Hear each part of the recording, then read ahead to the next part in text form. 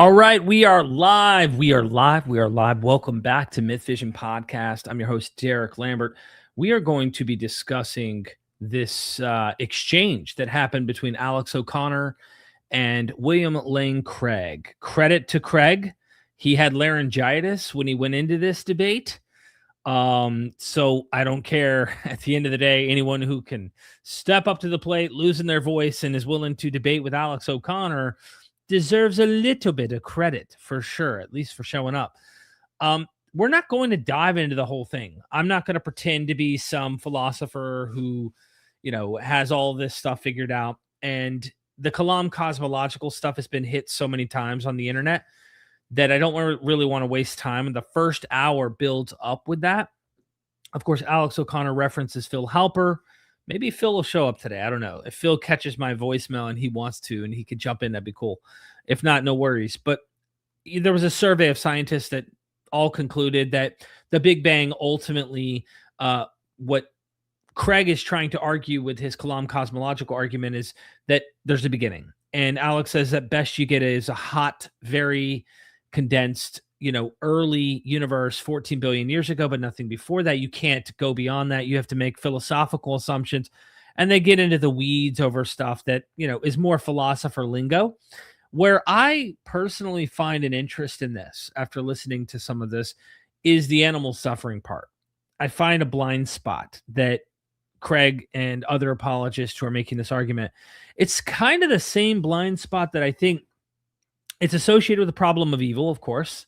Animal and suffering and God and suffering is really the title of this debate. But it's what led me to question if there is a God to begin with. I can't prove there isn't. Nobody can prove there isn't something like that. But when you start to not buy the fables anymore, you no longer think that a Yahweh is hanging out in heaven and actually came down and split waters and did miracles. And you start questioning the very thing you grew up believing. Think of Bubble Boy. The only analogy I can give is a lot of people go, why do ex-Christians often, and what's up, everybody? Good to see you. Blake, good to see you. How he actually won the big with that big meanie Alex. Beachcomber, good to see you. Baron, good to see you. Kyle, good to see you. Thanks for showing up early and dropping comments. We really appreciate that. Showing some love. I'm just going to give you where I'm at. I'm no philosopher with high vocabulary to try and express this. I remember watching the newer version of the Bubble Boy movie. I hear there's more than one. In it, his mom at the very beginning is a little child. She's all like a germophobic, and she puts him in a bubble and says, this outside world, you're too sensitive to this outside world and you're going to die if the bubble pops. And the whole movie, he's a grown ass man, starts dating a girl. Like they have to touch through gloves that come out of the bubble and stuff. Like his whole life, he's in a bubble. And then the day it pops, something makes it pop. Whatever that something is, that's why I give people stories. Everybody's something's a little different something, okay? When it pops, you realize the fundamental world in which you were believing your whole life was a lie. It was a mistake. It was not what I believed it was. Once that happens, it's easy for us to then go, well, I question all of it. The very premise of a divinity gets questioned by many ex-evangelicals because we were like Bubble Boy. We weren't in this nuanced, fluid, very open-minded, let's study different gods and study the deep philosophies and be cool with all the different possibilities of God. No. We were very fundamentalist in our mind. And once you pop that bubble, it's easy to be very much willing to question it all and go, hey, maybe there's none of this. Because once you start looking at animal suffering, right? This was a problem I had because we are animals. This is a problem I think a lot of people don't recognize. All life, comes from, a single cell organism. Think of abiogenesis, even though we haven't proven exactly how that started. Life got here.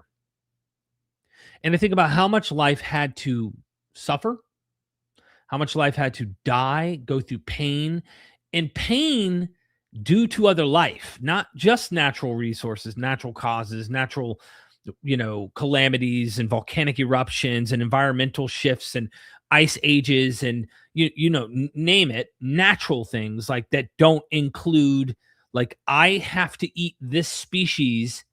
It's part of my diet in order to live. And when I eat it, it's being tormented and tortured. And the various ways in which life gets tortured for hundreds of millions of years. And I think to myself, would an intelligent creator that gave a crap ever make something like that? Maybe you can argue a deist position if you're really forced to have to think something made this or something is somehow behind it all. But like, how could a loving, caring creator be part of that process? And these are questions I asked myself. Anyway, like Alex Malpass just wrote me. I'm gonna tell him no problem. I was gonna have a philosopher join me. Enjoy. So Alex Malpass, he's recently debated William Lane Craig as well. And I wanted to see about having him maybe join me just for fun and review some of this. So before we get to reviewing Alex and William Lane Craig, I just wanted to point out that when I thought about how much death goes into the evolutionary process to where we are today, it makes you wonder, like, why would something make things this way? And of course, many skeptics who've brought this argument up say, well, look, plants live off photosynthesis. Why not humans and primates and other animals just survive and get their nutrients and energy from the sun instead of having to get their energy through eating other life forms in order to survive? This earth is in a form a cannibalistic greenhouse. It is where we thrive off eating its own stuff. And even those who are like, well, I don't want to eat animals. Got it. Cool. I understand that. It's pretty obvious with the screaming animals and you can see their eyes and their reactions very close to us. Plant life is also suffering. It is a form of life. And, you have to kill something in order to live. That's a pretty crazy world we live in. Who thought of that one? Who made up the blueprint for that, right? Problem, it seems. John Loftus in the chat. Good to see you, John. Much of my life was a lie. John, 2 peas in a pod, brother. And John actually has a book. Let me pull that up here. John, I'm glad you brought that up. God and Suffering, I believe. Is it not? God and Suffering Loftus. Shameless plug for you, man. God and Horrendous Suffering. That's right. Let me share my screen, actually, and give you a plug for popping in here, man. Thank you so much. You're like an OG of the ex-evangelical, you've debated William Lane Craig on this, actually. God and Horrendous Suffering on Amazon. Definite must read. Go check it out. He has all sorts of great books. The chapters in this book combine to show that it is exceedingly improbable to the point of refutation for the God of Orthodox theism to exist. Notice he's very careful and makes the caveat, like, could there be a deistic or a God who doesn't give a crap? Okay, cool. Nobody really argues and cares to argue about that God. Like, nobody really is like out here trying to change people's minds and make them follow them and join their religion for that God. No one really gives a crap. People who think that tend to live their lives and just enjoy their lives and don't try to go out and proselytize, just being honest. But the ones that fit this God do, okay? The main problem is an evidential one regarding horrendous suffering. A perfectly good God would be opposed to it. An all-powerful God would be capable of eliminating it, and an all-knowing God would know what to do about it.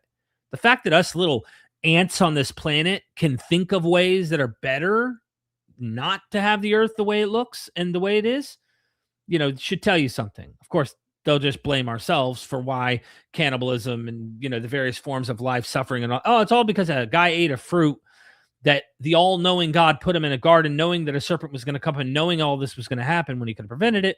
But we want to blame the guy, the fickle human who doesn't even know right from wrong, according to many people's understanding of Adam and Eve.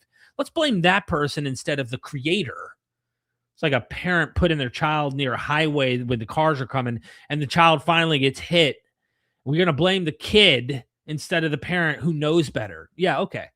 The existence of horrendous suffering in the world leads us to think that God is either not powerful enough to eliminate it, or does not care enough to eliminate it, or is just not smart enough to know what to do about it. That's a great premise for the book. Shameless plug, John. Thanks for popping in, man. Oh, mention my second edition, please. Did I not have that one? Let me see. Oh my gosh, I didn't see you had a sec. So, John, can you explain in the chat? Actually, man, I feel like sending you a link here. Would you be interested in joining me to talk and review a little bit of the William Lane Craig and Alex O'Connor stuff? I'd be happy to send you a link on Facebook, and you can come join me. I'm not going to keep you long. I won't be here long today. My mother-in-law, who has stage 4 cancer, she's flying in to the Orlando airport. I have to pick her up. And she wants to spend her last few months, at least coming to see her daughter and get to love and spend some time with her family. So, everybody, I'm just sending John Loftus. This is awesome. The Legends joining. Let me get this this link here, John, and then we'll pull your book back up. Bear with me, brother. Here we go. Loftus. There we go. John, I'm sending it on Facebook Messenger, just so you know. Okay, thank you. Yeah, this is cool. Thanks for joining me. I like to have a co-pilot sometimes hanging out with me. It helps me think. Dan, thank you so much for the super chat. Why did the Christian God not directly send Jesus and take away sins? What is the whole point of Moses, Abraham, Noah, and creating Judaism? This is actually a really, really good question, Dan. And thank you for your thoughts for my mother-in-law. Her suffering it makes me think of things, it makes me think of life. I get it. Life can suck. I understand that, we're all going through it, trying to figure it out.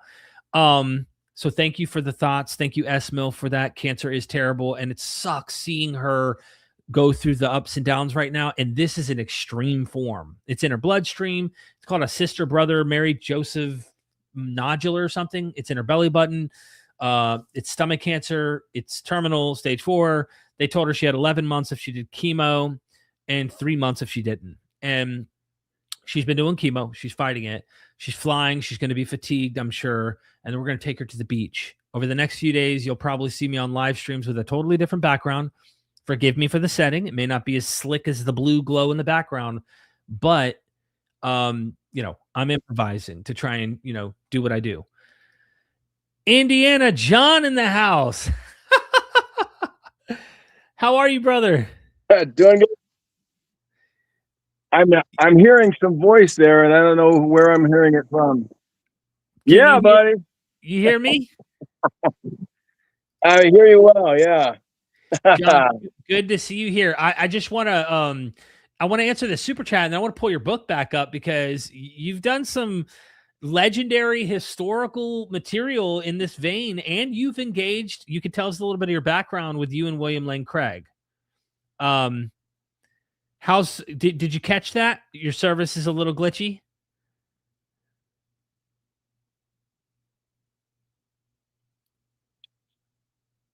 You there, John? Yeah, I've got two. I must have clicked twice on things, so I'm going to shut one of these down, and maybe I can hear you. Yeah. Okay. Got it. Dan, Dave, RC, thank you for the super chat. Why did the Christian God not directly send Jesus and take away sins? Brilliant answer. Brilliant. Why play games? Why sit there and watch all the suffering and then bring in people and obviously that's like playing into the storyline that is anachronistic, right? Like, oh, it was all meant to happen. It was supposed to happen. There's too many plot holes though. And when you look at those plot holes, you can realize, man, this whole thing's goofed up. They're constantly trying to fix it, but then there are new problems and they kick the can down the road, and then they're trying to fix that, and there's new problems. And they kick it's simple. If God was all loving, as John's book, let's pull your book up, John. We got to plug that thing. As you indicate, if he's all loving, all knowing, and of course everywhere, this could have been resolved, and it would have never happened to begin with. Actually, well, I mean, see, the whole concept of Satan. For those who believe in Satan, is whack-a-mole, if you will. Why didn't God, if he existed, just send Satan to prison? We don't have to have a hell. I mean, like if Satan was that bad, then get him off the planet now. That's what we would do in any civil society. But it stops. It starts right there, and then it keeps on going with all of its nonsense. To think that in the Garden of Eden there was a test, a fair test, even though everyone is being punished for it. so, so there's some people alive who wouldn't have sinned, who are being punished for something they never did, and in the other case, everybody would pass it. But God didn't know what He was doing because He didn't have all knowledge. He just doesn't.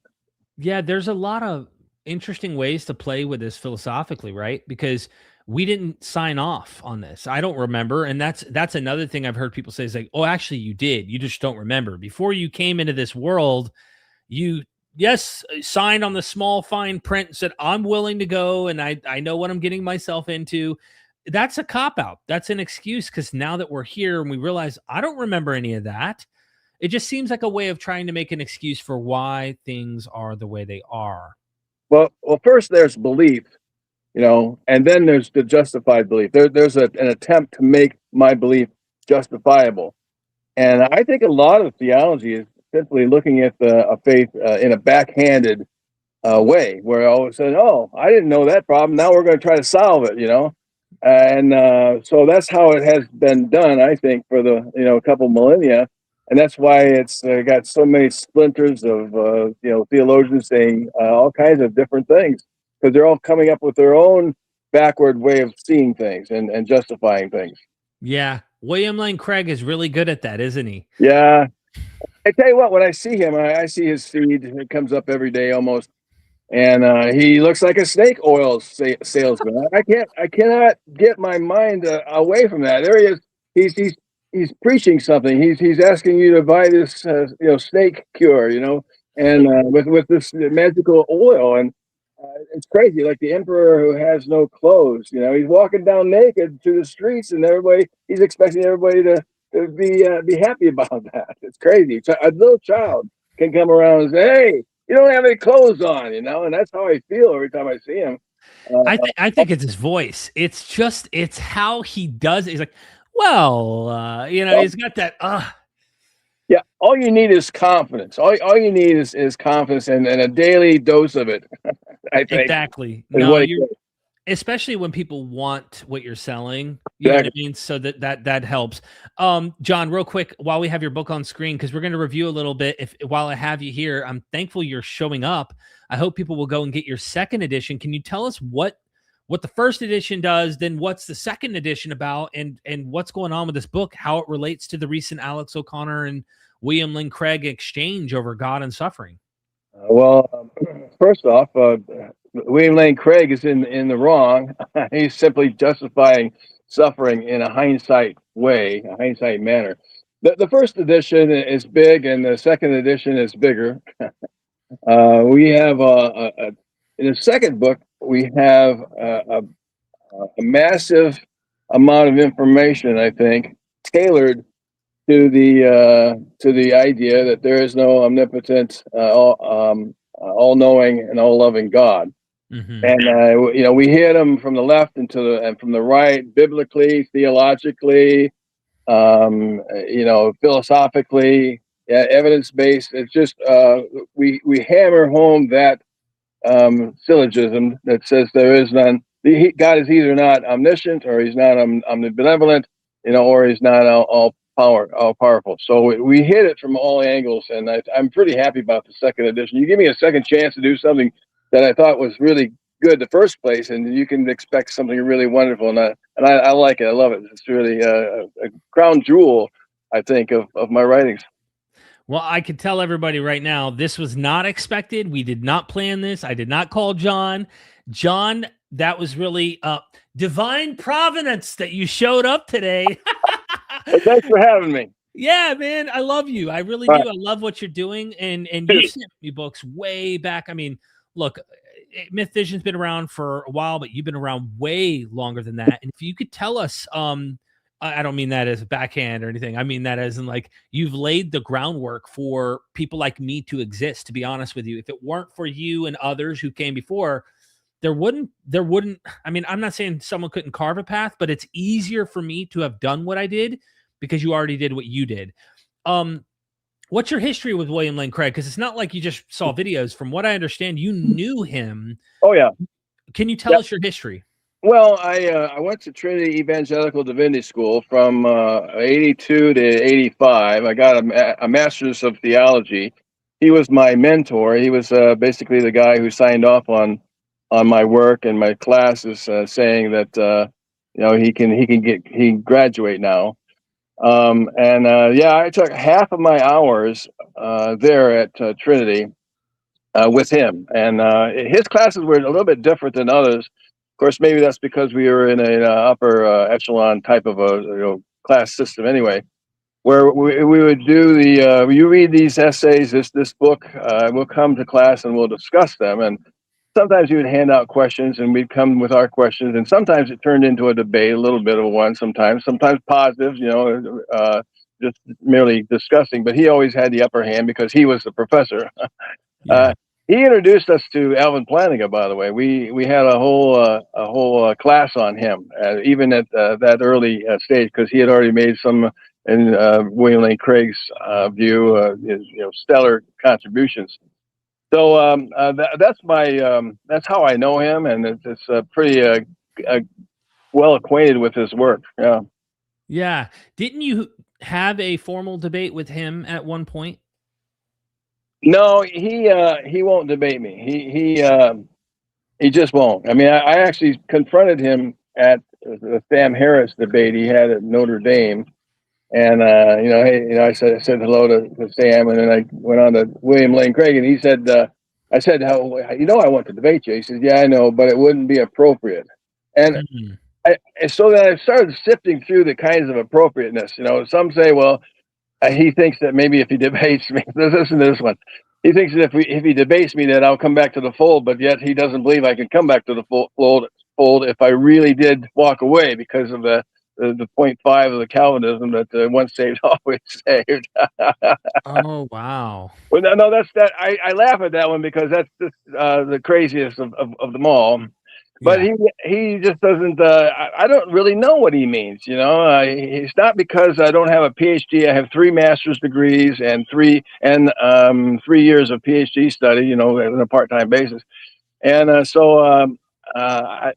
because he's already debated others who didn't have PhDs, like Christopher Hitchens and some others, and I go through the kinds of things that might be awkward, and the only thing I can think of, and truly this is what I think, I would embarrass him. I would embarrass him, because how dare it? I go through and study under him, face to face, and walk away from it all. How could there possibly be some guy out there that would do that?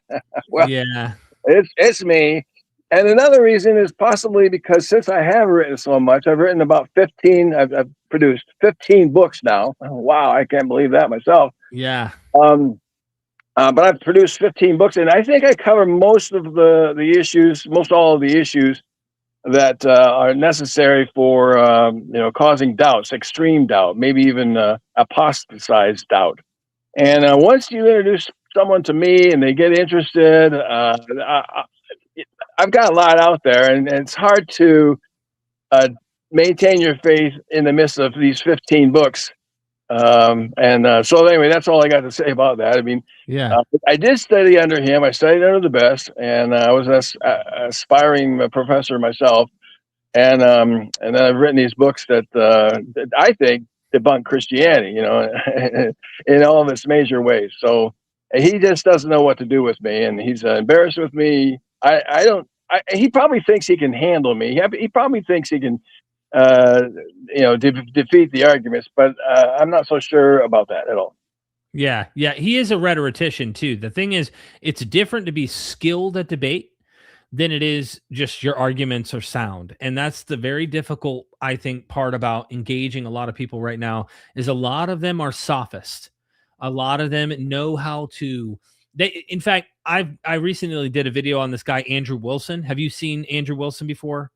No. So he's I think a generation prior to you, but he's this upcoming, more political, but like talks Bible stuff, Eastern Orthodox precept type of guy, presuppositional kind of guy. And his debate tactics are like railroad, just run people over and aggressively, even abusively do it in the best way possible. he could take an argument I imagine he doesn't even believe and could win a debate. That's when you know someone's a sophist, is that they could argue even if they're in the wrong and make it right. And anyway, let's look at some of this animal suffering together. Are you interested? I am. I have problems coming up with the kinds of things that you might be interested. I do know that I have online called A Minimal Facts Approach to the Problem of Suffering. Have you seen that? No. Well, if you go to my Facebook page, that's one place to click on a link that'll take you to academia.edu.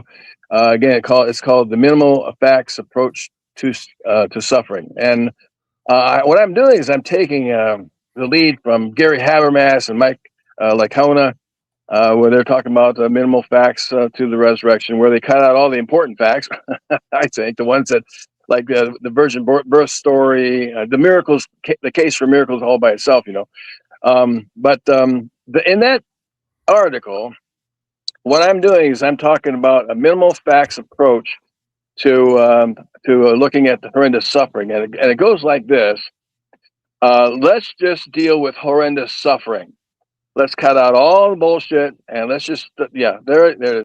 Let's just discuss the minimal amount of suffering, and that is horrendous suffering. It's the only kind of suffering that really matters in our debate. To throw in something like, you cut your finger, you sprained your ankle, someone pulled a clump of hair out of you. That's painful, and we don't like it, and everything. But let's just focus on horrendous suffering, the kind that says that you're buried alive, or you were staked down alive in the Sahara Desert, and bugs ate you to death, or being burned alive. Let's just talk about the horrendous suffering things, not all the other kinds of things.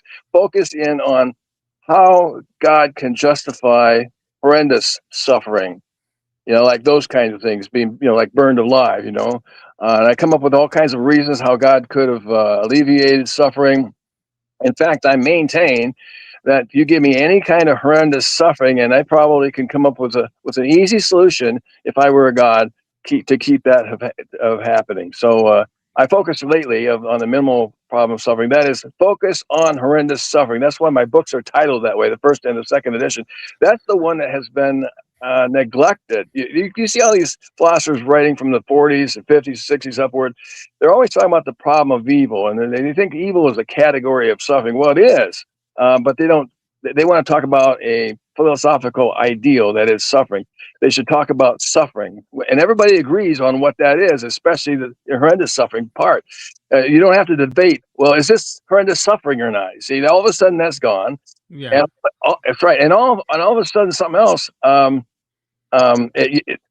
theodicies don't stand a chance in the midst of horrendous suffering, because that's really what we want to know, is whether or not God can still be believed as rational and good given horrendous suffering. And I think I've got the nail hit on the head there. Okay. Well, he's going to cover I think Alex kind of hints at this horrendous suffering, but through the avenue of animals. Because here's the thing, right? With humans, they'll find a way to make it make sense theologically. But then when Alex does, and I think we should react to this together, is bring in animals. And he's like, what the hell was the point of that? So let's play a little bit of this together. And I won't keep you long. People can go watch this original video themselves. I believe we're right there roughly at the cusp here in the video, 1 hour, 5 minutes. Let me put this in it's in the description, but here's the link in the comments. So later people can watch. Let's check it out. Here we go. Of the unfit. Disease, predation, starvation, for hundreds of millions of years. And for some reason, when we get to humans, something kind of special happens, we're ensouled, whatever it might be, such that our suffering gets to be redeemed, but not theirs. We're talking, if I were to go into the details of what happens to animals in the wild on a regular basis, I probably couldn't upload this footage to YouTube because it would get flagged for being too extreme, as you well know. So perhaps in the time remaining, we could talk about why it is you think that God would not just allow this, but build it into the very mechanism by which life comes to vary in its complexity on Earth. Everything he's going to say after this is BS, by the way. I'm just kidding. Anyway, John, let us continue. Let's let him do a little bit of his sidestepping and finding ways to make sense of this, and then you and me can have some fun. The question here is whether or not the existence of animal suffering in the world is more plausible given naturalism or atheism than it is given theism. And I would argue that animal suffering is vastly more improbable given naturalism or atheism than theism. And therefore, even if our inability to penetrate divine psychology and say what reason would have God would have for choosing an evolutionary process, which I think we can speculate about, nevertheless, the balance of probability is overwhelmingly in favor of theism. Animal suffering is more probable on theism. Now, why do I say that? Well, the reason is because if naturalism were true, then it is incomprehensibly more probable that there wouldn't even be life, much less sentient life that could experience suffering. And of course, we're back here to the old fine-tuning argument, aren't we? That given the fine-tuning of the universe, this is vastly more probable given theism than given naturalism. And so, in a sense, the existence of animal suffering as well as human suffering is actually evidence for theism. Because if naturalism were true, it's overwhelmingly more probable there wouldn't be any sentient life and hence no suffering. Yes, I understand this line of argument. Pardon me? I understand this line of argument. I understand what you're getting at. The issue is I feel like it kind of sidesteps the concern. It sidesteps. It sidesteps the concern. Yes, it does. Because there are many people who believe, for example, that there is some kind of naturalistic explanation for fine-tuning, even if we don't know what it is. There are people here who disagree with you, Dr. Craig, that think that those arguments aren't sound, aren't strong, at least to the point where they remain agnostic about the existence of a God, such that the only data that they can really touch and feel that really sort of strikes them as the most sort of important and plausible is the existence of animal suffering. So I suppose I could frame it this way. Suppose it were the case that all else were equal. That what? That all else were equal. That otherwise, apart from this piece of data. Apart from this piece of data. But why should we make such a hypothesis that all else were equal when it's not? So that we can isolate this particular point of data and see if it at the very least decreases the probability of God's existence. So you're saying, what if animal suffering were just as probable on naturalism as on theism? Then what? I'm saying let's grant the existence of animal suffering and say, given that fact about the universe, like, okay, let's grant that there is a universe that exists. Let's grant that there's a universe that exists that abides by physical laws. Now, if you want to say that we can't have the conversation about why animals would be allowed to suffer until we've addressed the fine-tuning argument, then we'll probably need a bit more time. But also, I don't think that functions for people who simply are willing to say, well, I just don't agree with the fine-tuning argument. I still want to know why it is that God would allow animals to suffer. If that's to be more than just an opinion or psychological autobiographical comment, they need to give some good arguments against the fine-tuning argument. And my impression from reading the literature is that today, this fine-tuning argument is the argument for the existence of God that is taken most seriously by non-theists. Can you take that Alex is just looking at the systemic problem of evil, the problem of evil against theism from evolution by natural selection, ignoring the others? Does that argument itself count against it? Alex, because I did say I think we can speculate about God's reasons for allowing an evolutionary history to the world. It seems to me that God's overall purpose for creating life on earth is for the purpose of human salvation, and that his goal is to create a world in which the optimal number of people would freely come to know and embrace eternal salvation, which is an incommensurable good to which the suffering in this world cannot even be compared. And I don't think it is at all improbable, not in a whit improbable, that only in a world suffused with natural and moral evil, that the optimal number of people would freely come to embrace God and his salvation, and so find eternal life. And that could well be the reason for creating the world with a new evolutionary history that involved, as you say, a lot of animal suffering. So the suggestion would be one more part. An animal like a zebra, which gets its windpipe caught in the jaws of a lion, which is how they're often predated upon, that no human ever sees, that no human's ever aware of, that no other animal is even ever aware of, is somehow necessary. The conditions under which that occurred are somehow necessary to bring people to salvation in Christ. You know, this is the interesting thing about the natural world. The tiniest perturbations can, over time, have a kind of ripple effect such that enormous consequences can follow from seemingly trivial incidents, like a zebra's having its trachea which collapse. This is called the butterfly effect, and it's illustrated in chaos theory and in by the way, he goes on, John, I'm gonna pause here if we want to keep going, but he goes on to, he ultimately says something along the lines of like fossil fuels, like the animals had to die and rot for hundreds of millions of years, so we had coal and oil to run the Industrial Revolution, and the only alternative would be God faking the geological record, of course. But like this is all good, leading in the direction. And notice the one thing he has is the same thing you and I had as evangelical kids. Jesus Christ is the it.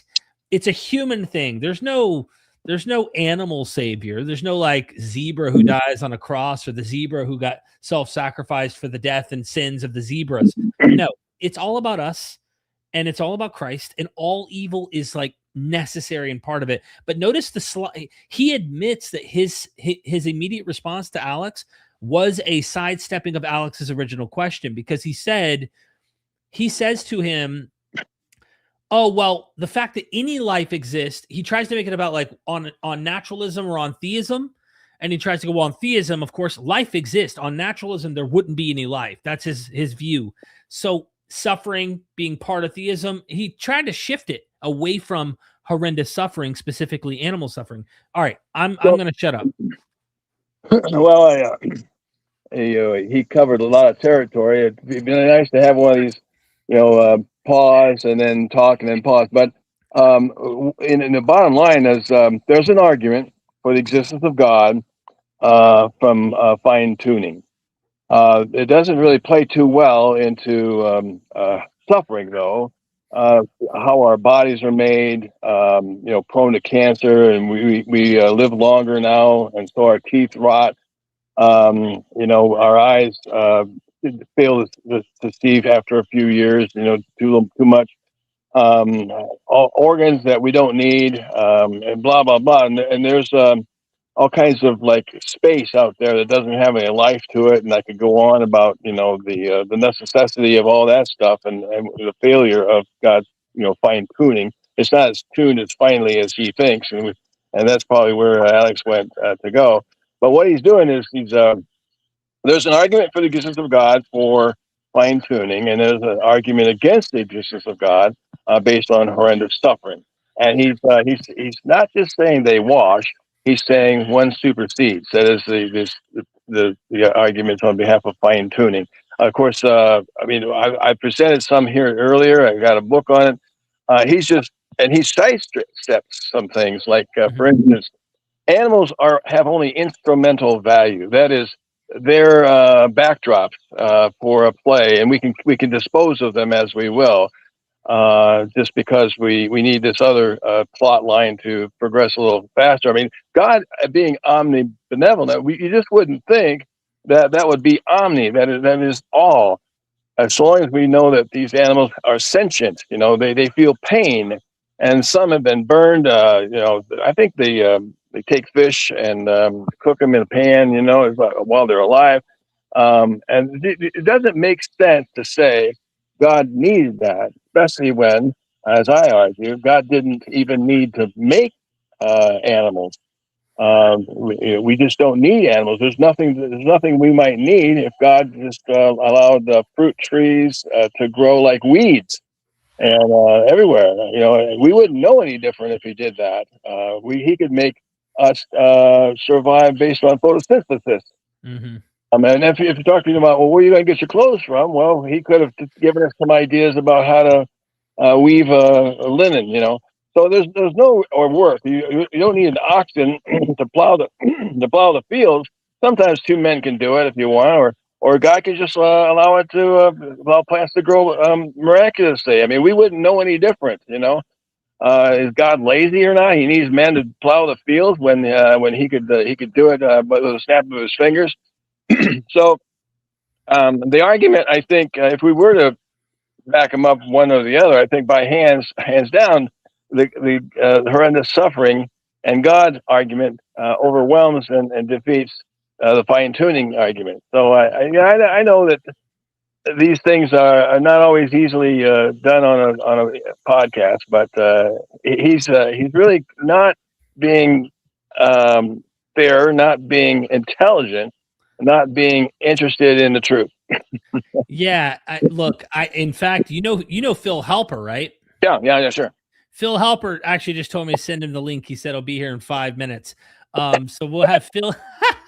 We're starting a party here. Nice. So he's big on the whole animal suffering aspect of it. But you brought something that they always try to make excuses even for the human suffering side. And I noticed that they constantly want to dichotomize between animals and humans, and that kind of ignores the evolutionary history of things. Because I think it's William Lane Craig himself who recently said something. It was a funny little video he made of like Adam and Eve. He really thinks Adam's like 700-something thousand years old. And at that point, God somehow puts a soul into this primate that ultimately becomes human and Adam. And I'm like, where is he getting these dates? Where is he getting this idea from that Adam is 700-something thousand years old? I think it's 700-something. I could be wrong about the number, but anyway, he has this strange idea. And I think in the past, there's been an argument where they constantly try to say animals don't suffer. That has been an issue where they try to say, well, no, it appears that they suffer, but they don't really suffer or something. And it's like, what? Well, I mean, if evolution is the case, and it is, there's something about animals that are that must be related to us.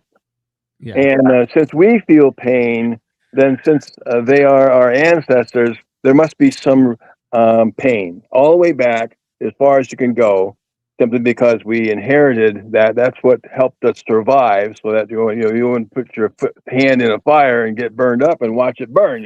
You remove it. And so you'd think that, and you see that same behavior in dogs and cats and other animals. They don't like the pain either. Anybody who says, for instance, that animals don't feel pain, I mean animals on a larger scale, let's say, I mean, without getting into the microscopic ones, anyone who says they don't feel pain, really, I think there's something wrong with their head. Yeah, I agree. Just because they can't speak English and say to you, that hurts, stop, doesn't mean they're not in pain. The other thing I was thinking about is examples where someone will shoot someone or something, and like it goes right near the heart. It definitely caused them like a permanent issue for the rest of their life, but they live. And they're like, a miracle happened.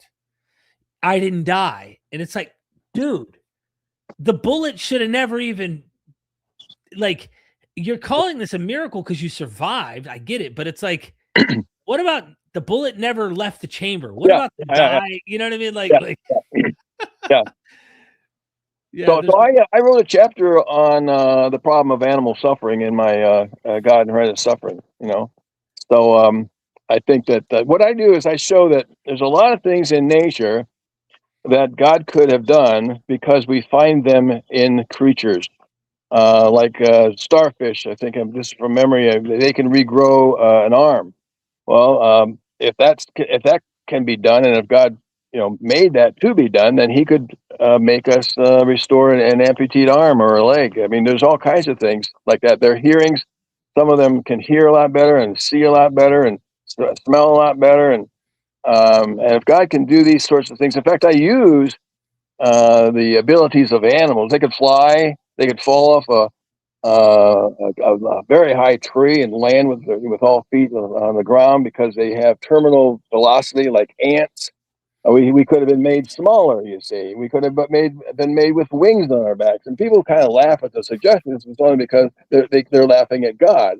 God could have that made creatures, because the only thing that matters when God supposedly created would be whether or not, if He exists, the only thing that matters would be whether or not we can respond to God and believe in Him according to the gospel. So we could have been made all kinds of different ways, and we wouldn't eat animals, and we could be fed by photosynthesis, on and on and on. So we wouldn't need to butcher them, and we wouldn't have to eat them and all that stuff. There's so many things. They lack an imagination. Am I right, Phil? Absolutely right. Yeah, I've only just come in, so I only heard the last 30 seconds of what you said, but it sounds absolutely spot on to me. Thank you for showing up, Phil. Again, Phil, we were just we didn't do a lot here. Okay, we mostly chit chatted from about hour 6 when Alex brings animal suffering into the picture. I know you had to have seen this because your name comes up several times. Oh, I was there. Oh, you were here. No, I was at the debate. Oh, and Alex actually name checked me during the debate. Yes, several times. Nice, I think a couple times you get name dropped. The list, I believe, but I know he brings up the argument you and him work together on. So we've listened to about 6-7 minutes. Okay. We've listened to his sidestep, try to put on naturalism versus theism. So he's already dodging the question. Oh, so you've done that. Okay. Yep. And well, that's the only place we started. We started right there where Alex brings up the suffering of animals. And then what's he do? He sidesteps and go, well, on theism, at least you'd expect life. Like who cares if it suffers? Like life, is expected. On naturalism, I wouldn't expect it, is his point. Then he's like, no, but you're dodging it. So let's just grant things exist, right? Like life exists. Like he had to play the game for William Lane Craig to just finally step into the arena and deal with the problem. And then as he does, please. Well, there's something to say about that, actually, because what I think Craig is trying to do is say, well, let's just switch the topic to the fine-tuning argument. Mm-hmm. And it's a bit dodgy. I mean, the issue is not like, okay, so suppose there's no God, what should the world look like? I mean, we don't know, right?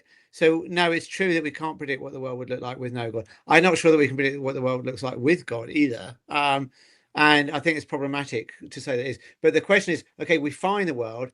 That's our background evidence. This is the world that we have. Now, which is it more compatible with, a loving God or not loving God? And it seems not compatible with a loving God. Or a loving God that isn't powerful. You could it's deny struggling. God's omnipotence as well. You could start playing away with his attributes to make it make sense the best you can. Although some of the problems that we've highlighted in our paper, actually, it comes from God's actions. So there, actually, whether God's omnipotent or not won't matter. Yeah, that reminds me of the Stephen Fry, the famous part where he's like, how dare you? If you ever appear before God, what would you say to him? He's like, how dare you? Bone cancer in children? Well, there, it's natural evils, right? But what we focus on in our paper, people might not know, I've written some papers on this. But what we focus on is like, you don't just have to account for the natural evils. You have to account, if you're a believer in the Bible, for the sort of moral depravities that God either commands or conducts. So whether it's the Great Flood or the 10 plagues, all of these things target the innocents, or the slaughter of the Amalekites, where he says, kill men, women, and children and their animals, or whether it's the story of Legion, where Jesus drowns 2,000 pigs, by expelling demons. Of these sorts of things you have to explain. So it's not just the problem of natural evil. real quick, I had someone join as a member. Thank you, Rizzy Fit, for becoming a member. And also Samurai, I apologize for delaying on the super chat. The real matter problem is unnecessary suffering. Yeah. That's the breaker of the tri-omni. You can't be all good and allow or cause unnecessary suffering. Now, someone could say philosophically, how do you know it's unnecessary, especially if you try to do cause and effect or come up with some way of saying everything's linked and it, somehow is necessary. Yeah. You can't really, you're not omniscient. You don't know that it isn't necessary, but it seemingly is unnecessary. Because do you really need that lion to go over there and literally, like, as Alex brings up the zebra, clench the windpipe of the zebra crossing the river? Like, would that really be so detrimental? Could you have not, if the story is cause and effect and it has to be the way it is, couldn't you have written a different story? That's all I'm saying. Well, I argue, I didn't use that same phrase, but I argue that unnecessary suffering is horrendous suffering. If it's horrendous, by definition, it's unnecessary. And I offer all kinds of different ways things could have been done differently. And I'm not saying I'm God and can do everything differently, but I know enough of them that I can say something like this, that if you can describe for me a suffering that's horrendous, then I can find a way that God should have done differently in that scenario. Right. Yeah, it's not hard to come up with examples. I mean, imagine the flood. Suppose there's some reason why he had to send the flood. Couldn't he anesthetize all the animals before having them drown slowly over 40 days and nights? It's very hard to believe that he couldn't do that. Well, like for instance, if God wanted to kill off a whole generation, like the Israelites in Moses' day, if you believe the story, then why couldn't he have over time reduced our women's birth rate, menopausal, things, so that you wouldn't have as many babies? You could just all of a sudden cause a drought of babies. Nobody would get hurt, and all of a sudden you reduce the population. There's so many ways. Yeah. I mean, it's a lot of a failure of the imagination. There's so many ways you could imagine. Like the story, my favorite one is the story of in Joshua, where he commands that the Hebrew armies, he says to off their horses, to the enemy horses, and what that means is to sever the Achilles tendons of the horses. And obviously the motive is to win the battle, right? The enemy are coming at you with horses and chariots, but like, why couldn't he just tranquilize the horses? Wouldn't that be better than have them? Yeah, it just seems so obvious. And it's just a drug them with something that makes them sleep or something. Have them run away. I mean, there's a million, teleport them to somewhere else. So rather than ask what God could have done differently, an omnipotent, omnibenevolent, omniscient God, rather than ask him to do differently, they're saying, no, this what God did was best, and so you got to just eat it. And so they do their theology in a backward way. They take for granted that God does things best and don't question where it could have been different. This is an interesting point. I'd like to get both of your thoughts on, because you've wrestled with philosophy a lot longer than I have. I think of Origen, and if I recall, one of the statements that made him kind of problematic was that he had this belief. We all have to deal with the problem of evil, by the way. Everyone from everywhere has to deal with the problem of evil.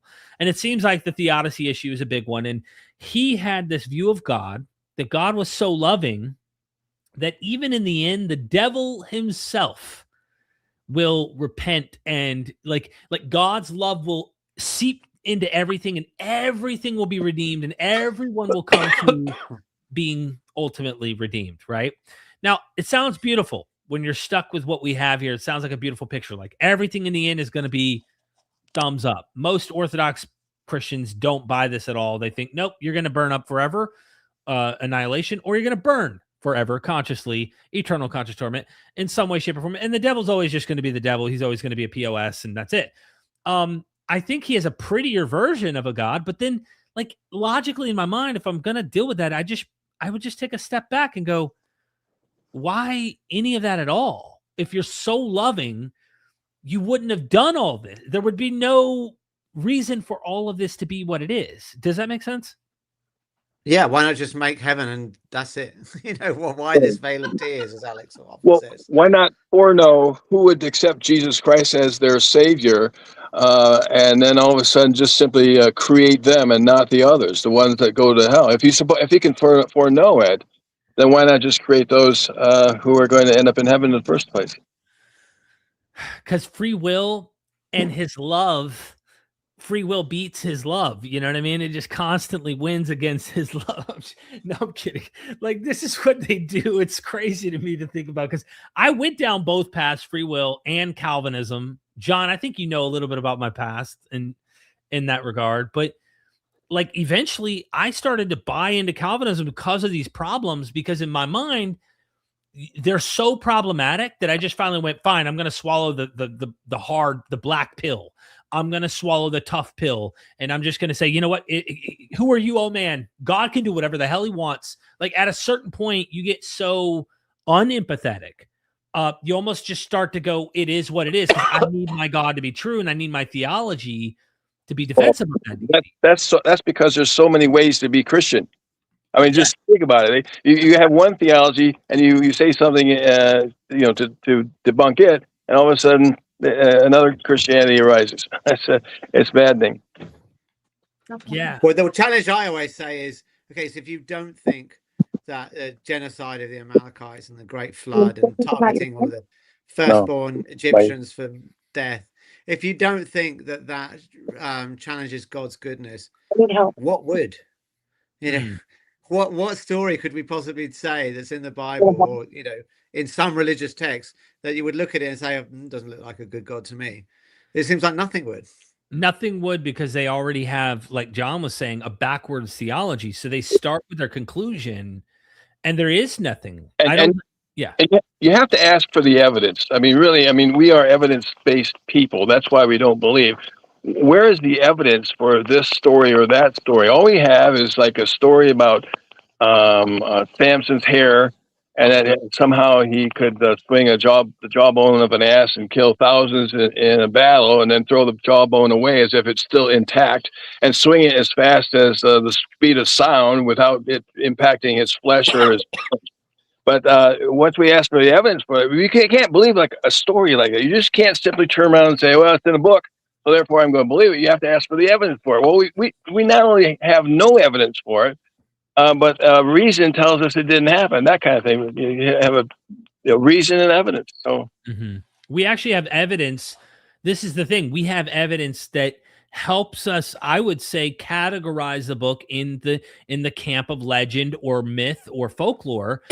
And that is the other thing. A lot of people who do the philosophical arguments, I try to bring in with MythVision, because what I've learned over time, John, is a lot of these people will do philosophical arguments. They're big on, problem of evil, these things.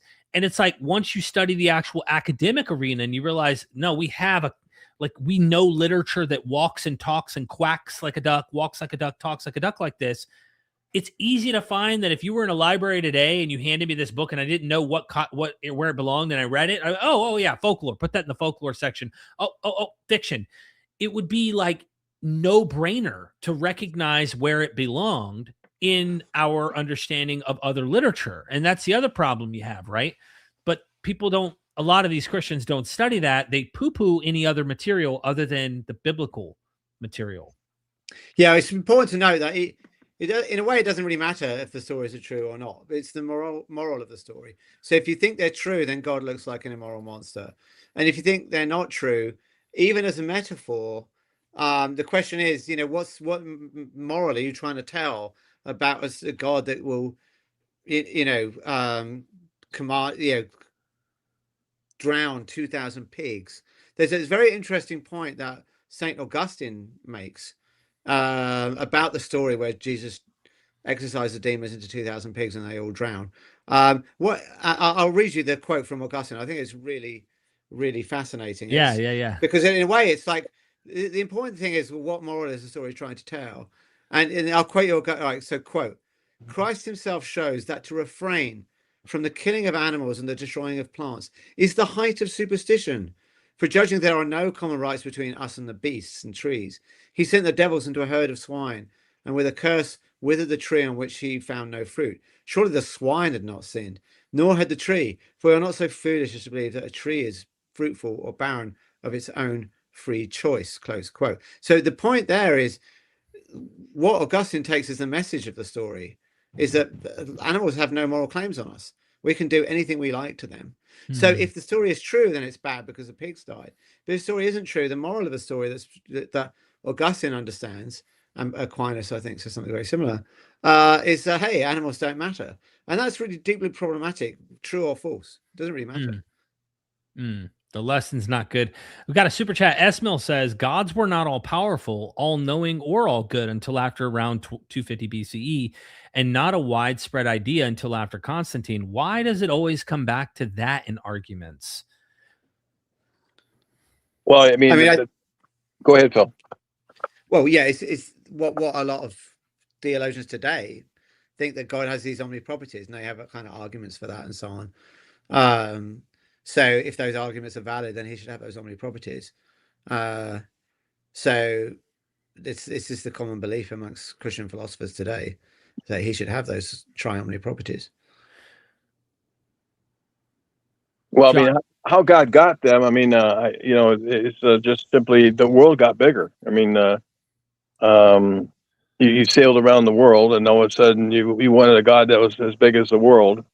And then discover the moon and the sun and the stars, and you just discovered that God must be that big too, because God's got to be the biggest thing possible. So it just comes with an expansion of where we live and how big that world is, I think. And probably several factors, including like philosophical thought, like Plato's thoughts about God's not having passions. Different things start to, I think, seep into this snowball effect of God evolving over time. So if we were to play it back, let's play a game here, because we're dealing with an omni God. William Lane Craig's God is an omni, at least he claims is an omni God, right? What do we do if someone comes on and goes, well, I read the Hebrew Bible and I realize God doesn't know where Adam's at. He sometimes even loses battles. He could be a pretty douche, asshole, and tell him kill the women and the children and the animals. Like, what? Just the fighting men. Okay. Like, he should have just said that. He was wrong. So God makes mistakes. He's a hype human. He's much more powerful than humans, but he's still like not omni. How would you approach that kind of argument? That would be basically maybe a polytheistic God or a finite God. It still goes back to reason and evidence, no matter what. You can't just come up with a God that suits your needs. You have to ask yourself, where's the actual evidence for something? If somebody's supposed to rose from the dead and come back and say, hello, how are you? Well, then in the past, anytime in the past, we just simply have to have reason and evidence for that. And just simply handing stories down, generation after generation is not considered evidence. I have a post where I talk about what does not count. And, dreams don't count, feelings don't count, so-called visions don't count. And so only evidence and reason count. Yeah. Phil, what about you? How would you approach that kind of like someone who believed in the God, right? And they're like, well, I don't buy this omni stuff. That's all modern. It's not biblical, or at least I get hints that God knows all things, but they just mean like he knows a lot of things beyond what humans know, but he has a lot of times he doesn't know things. He's, you know what I mean? Like, not the perfect omni God. How would you address that? Yeah, well, a lot of our arguments are directed at the omni God. Now, some people do challenge that. I mean, recently Philip Goff has come out and said he doesn't think God is all powerful. And okay, I guess you could make that assertion. The problem is he believes that God is all good and all knowing. He has the other omni properties. And so the question is, well, why does he have that omni property and not this omni property? And you ask, why do you believe in God in the first place? Now, it depends case by case, right? So, but in Philip Goff's case, he believes in the fine-tuning argument. So he thinks that's a powerful argument for God. He also buys the argument for suffering, which is why he thinks that God can't be all powerful. He thinks that God can't stop suffering. To me, it just looks extremely implausible. Like, if you're powerful enough to change the constants of nature, surely you're powerful enough to, let's say, change human diet so that we don't eat meat. We couldn't metabolize meat. Like, surely, like, we could probably do that, you know, with a bit of genetic engineering, but we can't change the constant nature. We'd have no idea how we could even possibly do that. There aren't any ideas of how that could be done. So the idea that you could, change the constant nature, but you can't change human diet, it just seems ridiculous to me. How do you have an all-loving God using scripture, right? He has to be basing this off Revelation, which is these texts, that is literally commanding the death not only of animal, but also of men, women, children, right? How can you have the omni? Like, if he's willing to throw out the omni of power, right? Okay, cool. All right, you're trying to figure things out. You're trying to make, but like, why the omni of love? Wouldn't you go, well, he's kind of, he doesn't really get it sometimes, and it seems like he may not be perfectly loved. What is that reason? You see what I'm saying? Like, in my mind, I'm asking the same question you're asking. Yeah, well, he claims to be, like, in the case of Philip God, obviously there's other people who have different views of what omni you're going to give up and so on. But just to focus on this particular case of Philip Goff, so he is saying that he's a Christian. He says he's a radical Christian, but he's still a Christian. And so, yeah, you've got to contend with these stories. Like, why did Jesus have 2,000 pigs drowned? How is that compatible with omni? Now, of course, there are stories you could tell. You might say, I don't believe that particular story or whatever. But then it's going to look very sort of arbitrary. Like, well, how are you deciding that, that story didn't happen? Like, it feels very arbitrary. Yeah, I mean, his criteria might be just doesn't make any sense to say otherwise, and that's not too bad of a criteria. And so let's talk about other stories or other theologies, and let's just press that same reasoning behind these other things you believe in, like God knows all things before they happen. Well, how's that possible? What kind of God could do that and not do something about the future? It just seems one thing for me as I go against the gods that do harm, and I think conservative Christianity and Judaism does harm. So I can let people who say, well, God is all love, kind of get a free pass in a way. I'm not interested in debating them myself personally. Not that they shouldn't be debated, they should, and others among them will do that work for me. If I can get the conservatives off base to become more like him, then that's I'm not too upset about that. You're doing harm reduction. Okay, let's play the clip a little bit further, because I know that you have some more you could probably add to. I think in this debate, William Lane Craig he brings up an already debunked argument by someone about animal suffering, and you already know what I'm talking about. I think I do. Yeah. Are you still able to stick around a little longer, John? I was surprised in the first place. I'll just step out. Thank you so much for having me on. You, man. Everybody go get God and Horrendous Suffering parts 1 and 2. John Loftus, the legend. Final word from you, brother. Well, thank you so much. I'll see you later. Thank you. All right. Bye-bye. Cheers, John. Awesome. That was really cool having John pop in randomly, man. I didn't plan this. I didn't plan even you till the last second. I was like, Derek, I can't hear you. You can't hear me? You can't hear me? Can you hear me now? No? Refresh? Refresh. Let me type refresh. Let's do that. There, I just wrote him refresh. Can you hear me, chat? Everybody in the chat, can you hear me? Can you give me a thumbs up if you can hear me, Derek? Yeah. Yep. Okay. I cannot hear you. As soon as John Loftus went out the room, it went silent. So what I'm going to do is just test my computer and see if I can play something else. And let me just do that now. It'll only take a second. So let me see what's going on. Okay, cool. Hang on a second. I would just refresh it. Refresh your screen. Okay, so I just played a YouTube clip and it played perfectly on my screen. So maybe I should come out of the room, do you think? Yeah. And come back in? Yeah. Refresh. Okay. Yep. Okay. And so we're going to pick up where we left off. Phil watched this debate already. That was really cool of John to come by. I really, really enjoy his work. All the years, he's had some really cool books that he's put out. Everybody, go get the books. Okay. Phil, I can hear you. Can you hear me? Yeah, I can hear you, brother. Okay. All right. All right. So we're going to pick up and you just scream at me in your omni-loving voice, and you let me know when you want me to pause it. Okay. Theory as well, so that I think we're in no position at all to say when we see some instance of evil that God probably doesn't have a good reason for permitting that to occur. Okay, stop. Okay. So he's basically saying, well, we don't know if God has a reason to permit something.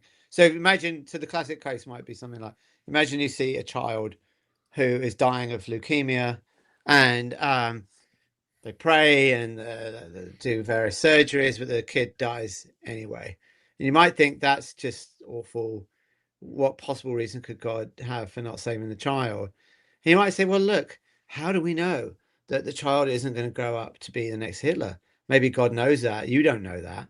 So maybe it was justified to let the kid die. Well, maybe so, right? But now let's reverse things. Let's suppose that they pray to God and he lives, right? The kid's rescued. Do the Christians want to say, hang on, don't be so quick to praise God. Maybe he saved that kid and the kid's going to grow up to be the next Hitler, right? So that would never happen, right? They're going to go, God is great. This is a sign of God's goodness. So if you can say that's a sign of God's goodness, then surely we could say, well, that's a sign of God's badness when the reverse happens. So it seems like, oh, you can't judge God unless it's a good judgment, then you can judge God. So it just seems a complete double standard to me. 100, the special pleading, double standard, there's all sorts of stuff happening. In fact, it reminds me of when Trent Horn, I brought this up like 3 times, so viewers may be catching a repetition here, but Trent Horn was debating Joshua Bowen along with Kip Davis and what was the other Protestant guy? Anyway, they brought up Hammurabi's Code. Hammurabi's Code says you own a slave for 3 years, they're indentured 3 years, and then you release them. The Bible says 6, and on the 7th year, you release them. Double the time. Twice the amount of enslavement, okay?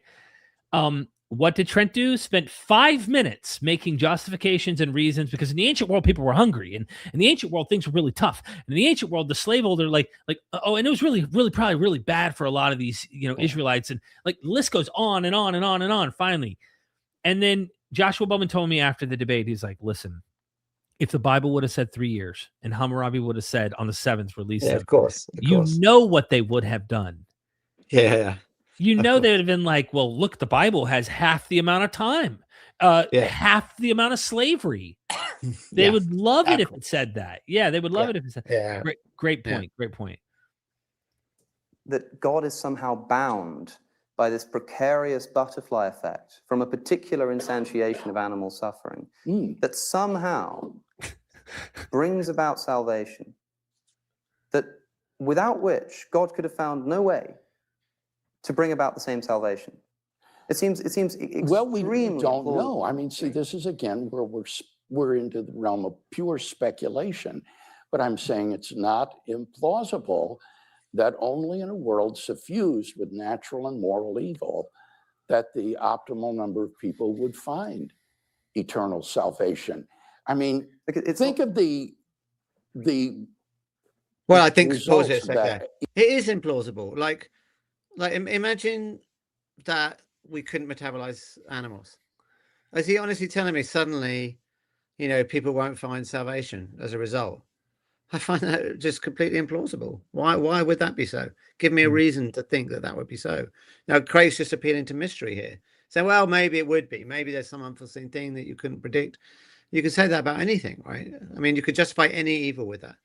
Maybe there's some good reason for insert the evil of choice, but then you couldn't say it's evil, right? He wants to be able to say torturing babies is wrong, right? Yeah, I agree. But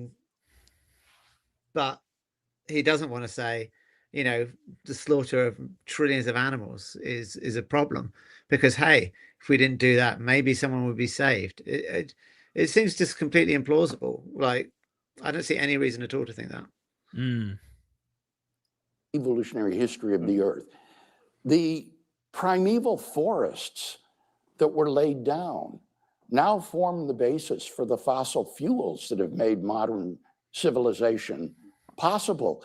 Should God have instead created what's called an omphalos world with the mere appearance of age rather than having an actual evolutionary history? That would be intolerable. We'd have to pause it there.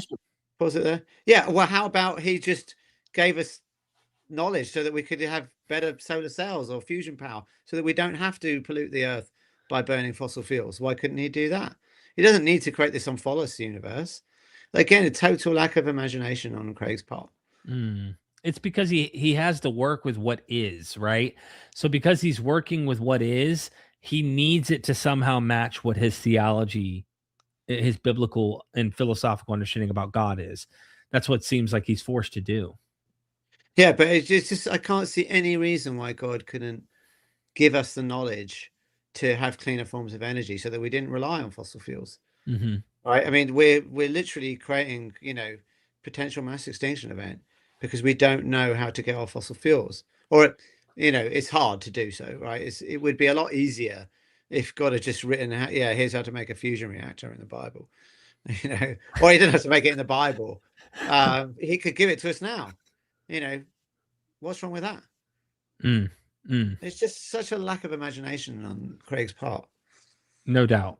Of our empirical beliefs about the past. Two minutes to Q&A. As if those are the only two options. I mean, the idea that, because we rely on fossil fuels temporarily at a point in our sort of human technological trajectory, that relied on animals becoming fossilized, and the only way that God could just pause it there. Provided us. Yeah, that's a slight mistake on Alex's part. It's not the animals that you get the fossil fuels from. It's the plant material. But anyway, it doesn't matter. But they're part of it, right? I mean, obviously, all of the life is part of it. It's plant matter that we're getting the fossil fuels from. But anyway, go on. Okay. The fuel to bring about the Industrial Revolution would have been to create fossils which look like they're ancient animals, but actually, or he could have just used a different fuel. Yeah. Pardon me? He could have just used a different fuel. Provided us a different fuel. Say? Well, see, then you're totally into pure speculation, about worlds operating according to different laws of nature and so forth. We have no idea. It wouldn't require remember, it would not require laws operating to a different nature. He could just give us, the information about how to. I mean, we are making energy sources that don't rely on fossil fuels. We are doing that. But it would be nice if we could get some help on making it more efficient. But no help forthcoming. Yeah, but look, he just said, right, what did he say? Exactly word for word, what did he say? Something like, well, now you're kind of making up stuff, right? He kind of hints at Alex. But like in reality, isn't that kind of what he's doing when he's playing hypotheticals? Well, maybe God does have a reason for this. And well, exactly. Yeah, of course. Yeah. I mean, it's funny, I remember Jordan Peterson being asked, what would you do? He was saying we mustn't ever lie or whatever. And he was like, well, what would you do if the Nazis came and said, have you got any Jews in your attic? Surely you're going to lie. He says, I wouldn't answer a hypothetical. And answering hypotheticals is surely the job of a philosopher, right? I mean, honestly, it's ridiculous.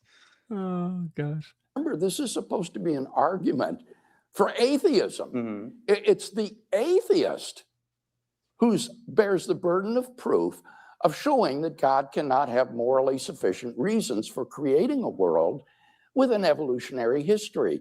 And I think that's a burden of proof the atheist cannot bear. I find it difficult to believe. So pause it there. So notice he says cannot, right? Yeah. So he's asking for like a logically important, sort of logical reason. Yeah. But to me, this is super cheap. It's super cheap. So imagine you're in a murder trial, right? The evidence, you've got DNA evidence pointing at the accused.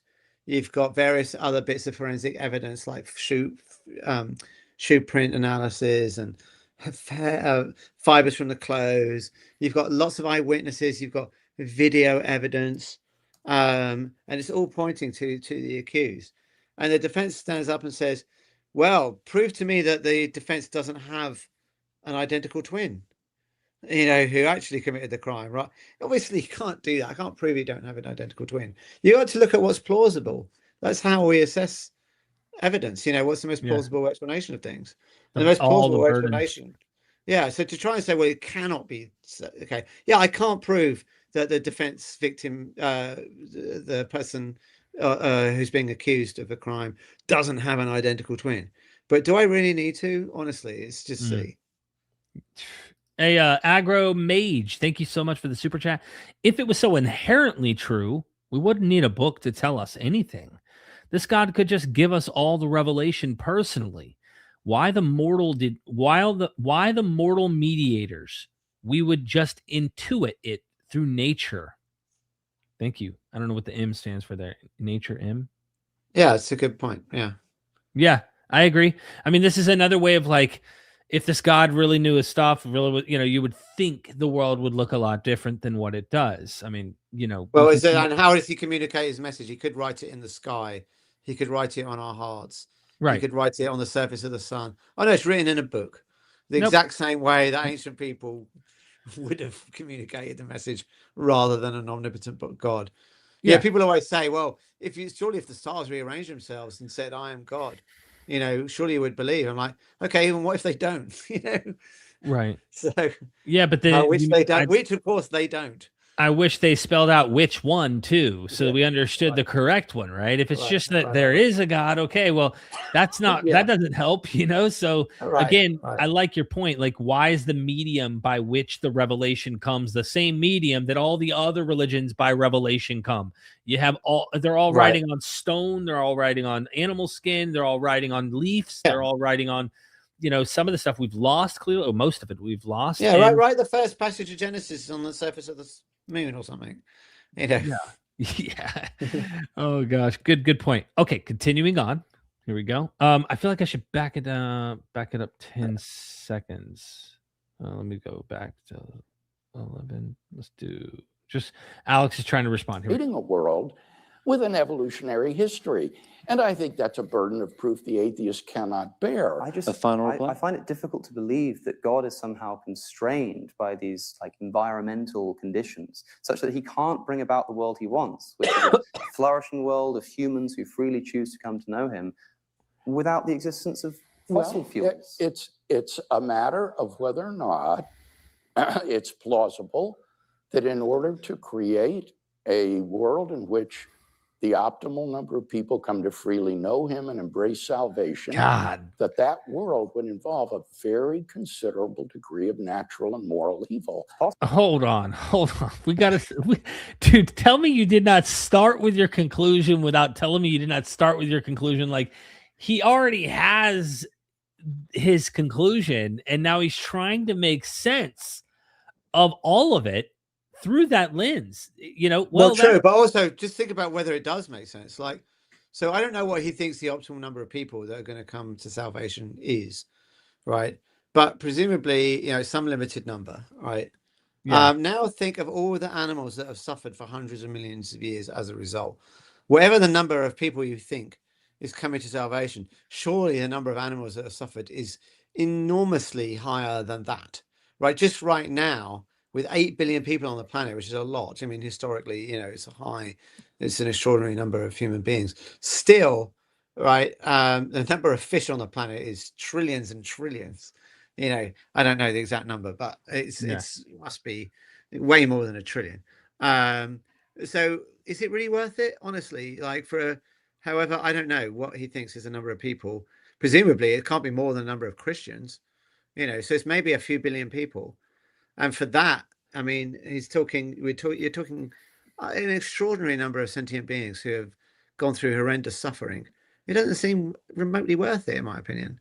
Even if we grant everything, that it was all done so that the optimum number of people can get to salvation, it seems ludicrous to think that it's worth it. The other thing is, just thinking through this, he keeps talking about he's forced to reckon with reality. But then he's also trying to say God's trying to get as many free people, to freely choose Christ. And I'm thinking to myself, couldn't God have created a world where all people freely choose him? Like he makes it seem like it's an ultimatum, almost like people having free will are outside of God's boundary of what he can control. He has this category of things like this is a place that he has to do some of these things in order to achieve people freely choosing to believe in Jesus.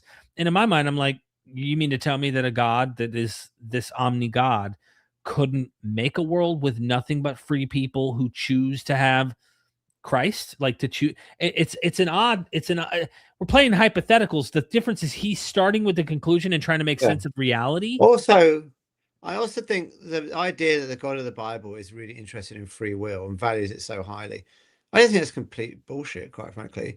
Let's look at what God does, okay, and what he commands. So, for example, there's a passage in the Old Testament where it says, if there's a town that says go and worship other gods, investigate them carefully, and if you find they do say that, kill them all and their animals. Does that look like a being that wants everyone to come to him freely? Like he's going to kill anyone that goes after the wrong God? Doesn't look like that at all to me. It doesn't look like he's remotely interested in free will or a religious coming to a religious conclusion freely. If you're going to kill everyone that comes to the wrong conclusion, seems to me like you're not interested in free will. I agree.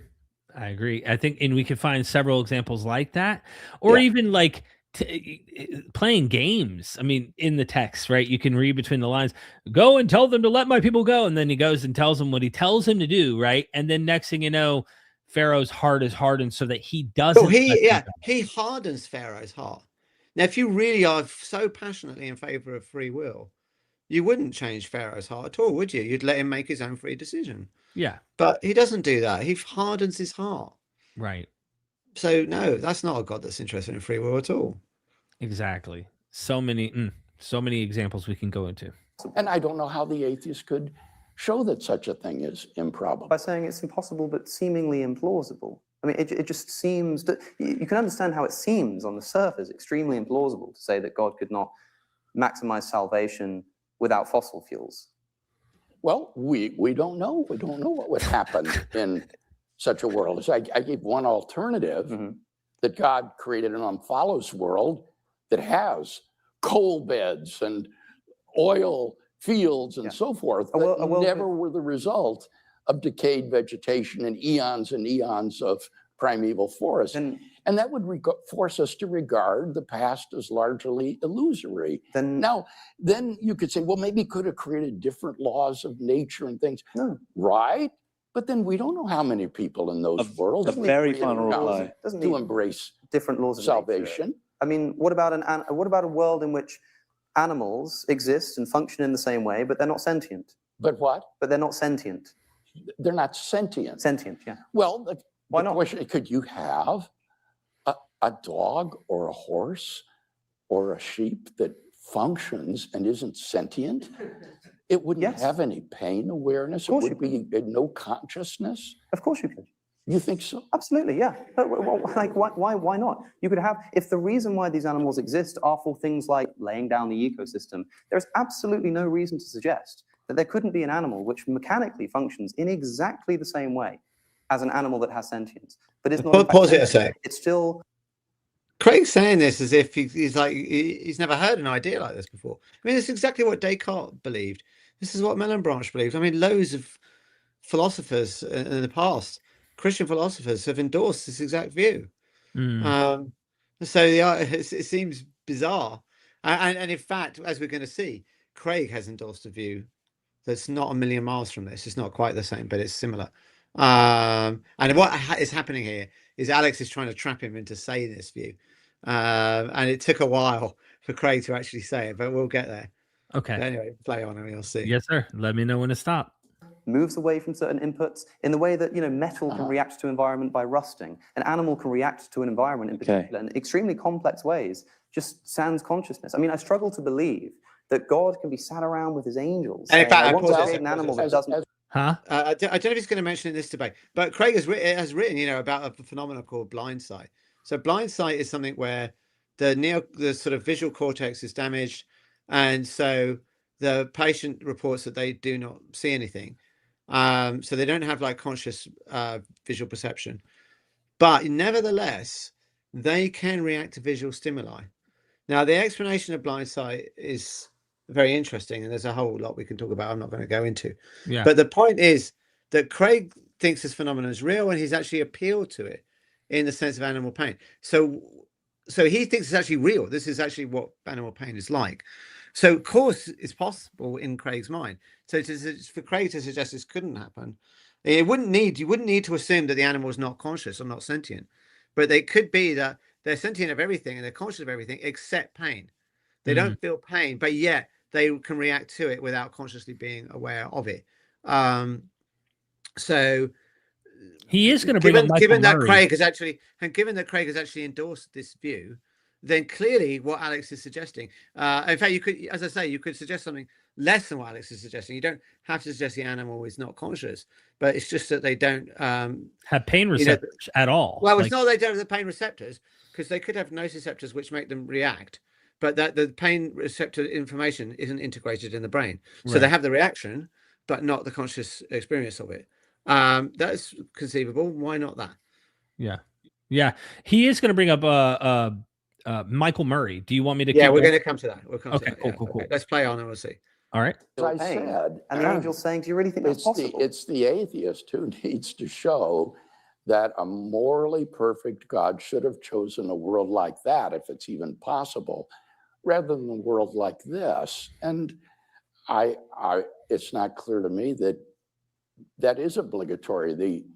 The atheist seems to know more about divine psychology than I think he really does. Look, I really wish Johnny was still. Did you want to comment on that real quick? I mean, look, you've got to make a judgment, right? You read the Bible, you've got to decide, is this God good or not? Like, you can't escape your own judgment. So to say, well, we can't tell, like, obviously, like saying, well, Hitler might have had a good reason for the Holocaust. We don't know. I mean, yeah, okay, logically it's possible, but are we going to give it any second of thought?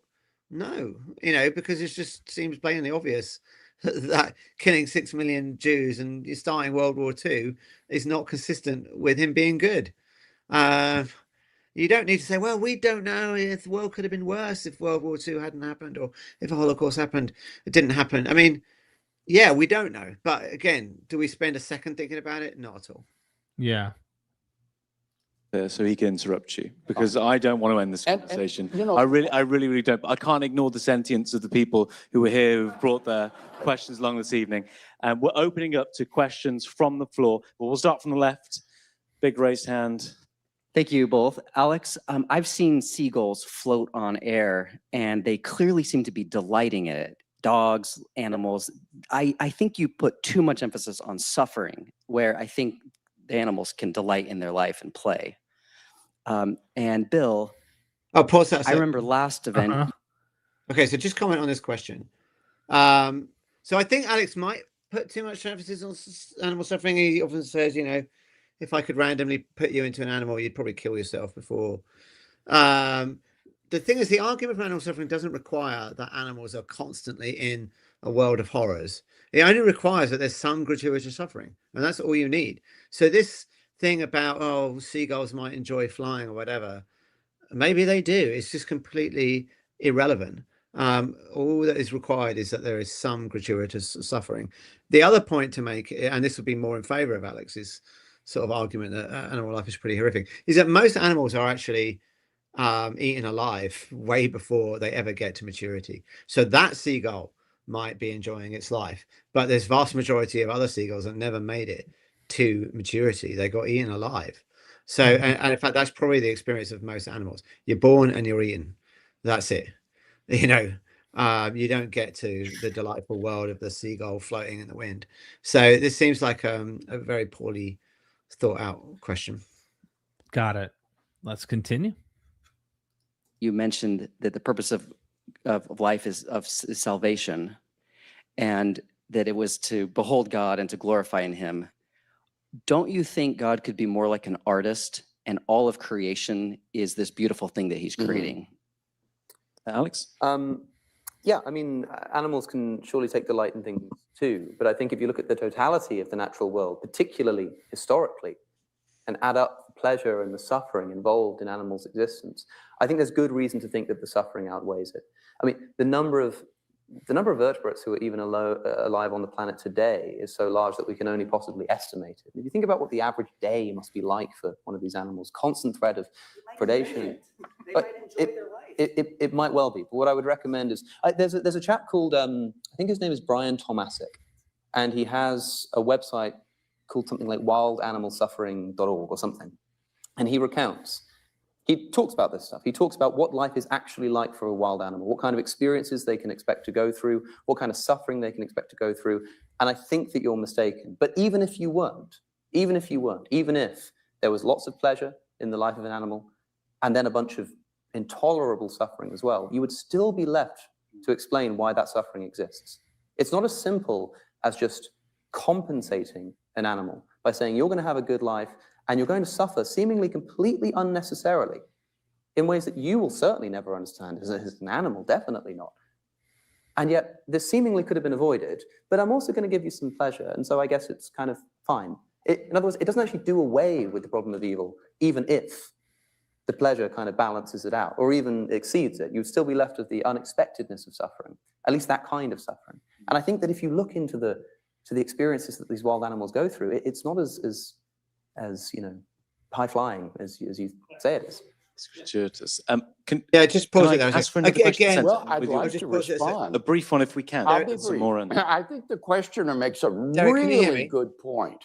And that Yes, yeah. I'm sorry. Okay. You blamed Again, it in. I think Alex is maybe. I think there's good reason to think Alex is right. I think he should have emphasised the very high rates of infant mortality in most animals. That's what I would have done to sort of drive that point home. But also, I think you don't need to make the claim that our animals' lives are on net suffering and bad. You just don't need that claim. You only need the claim that there's some unnecessary suffering. That's it. So I always feel when you're doing a debate, make the minimum number of claims that you need for your argument. So I just don't think we need this claim. Got it. Yeah, he really wanted to respond to this painting the world picture thing, I think. is that animals live basically very happy lives that typically end suddenly. Animal predation. So I was talking to one evolutionary. He slip in animal predation there. Suddenly, animal predation. Biologist Jeffrey Schloss, who thinks that animals are basically very content and happy with the lives that they live, and that this isn't really the enormous problem that atheists would like to claim.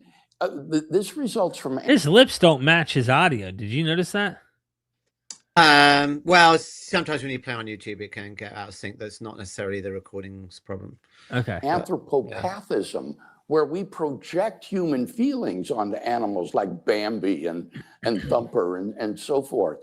And that's actually wrong, as Michael Murray shows in his book. Okay, pause it a sec. Before we're going to get on to Murray, this while projecting human feelings onto animals, we have really good evidence that animals have similar enough feelings to humans, and the evidence for that is so suppose, for example, you have fear. We can actually stimulate that fear by sending electrical signals into your brain. And then suddenly you'll say you'll feel afraid or you'll feel depressed or whatever like that. And now you can do exactly the same to the animals and they will show you a fear response. But what's very interesting is that you can give them control over the stimulation of emotional kind of circuits in the brain.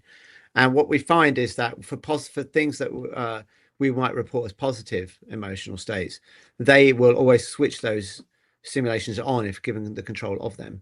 And for negative ones, they always switch them off. Again, if they have the control of them. So even to the extent that, for the positive ones, they'll give up food to get that stimulation. So that's very good evidence, actually, that animals do have feelings that are not the same as humans, but similar enough for us to run this argument. Okay. So we'll go a little further. I think after this question, it kind of runs off into He goes into anthropopathism. Of course, he's talking about that now with Michael Murray.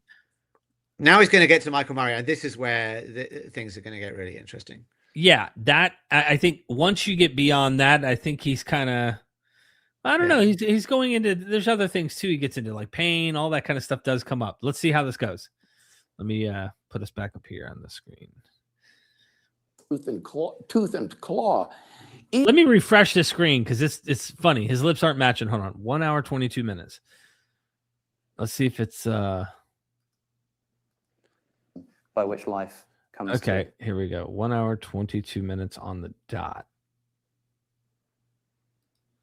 Actually wrong. It's Michael Murray. Yep, it isn't matching. I don't know why, but either way. Shows in his book, Nature, Red, and Tooth and Claw.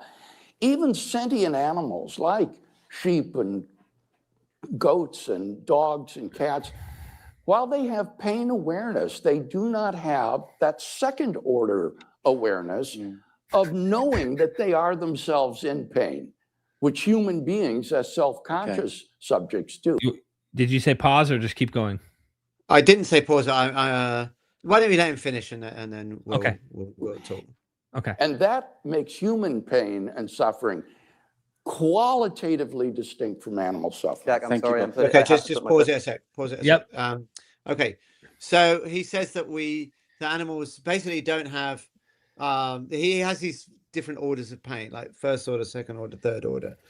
This is not a distinction that's made in the pain literature. This is just something that was made up by Michael Murray, I think.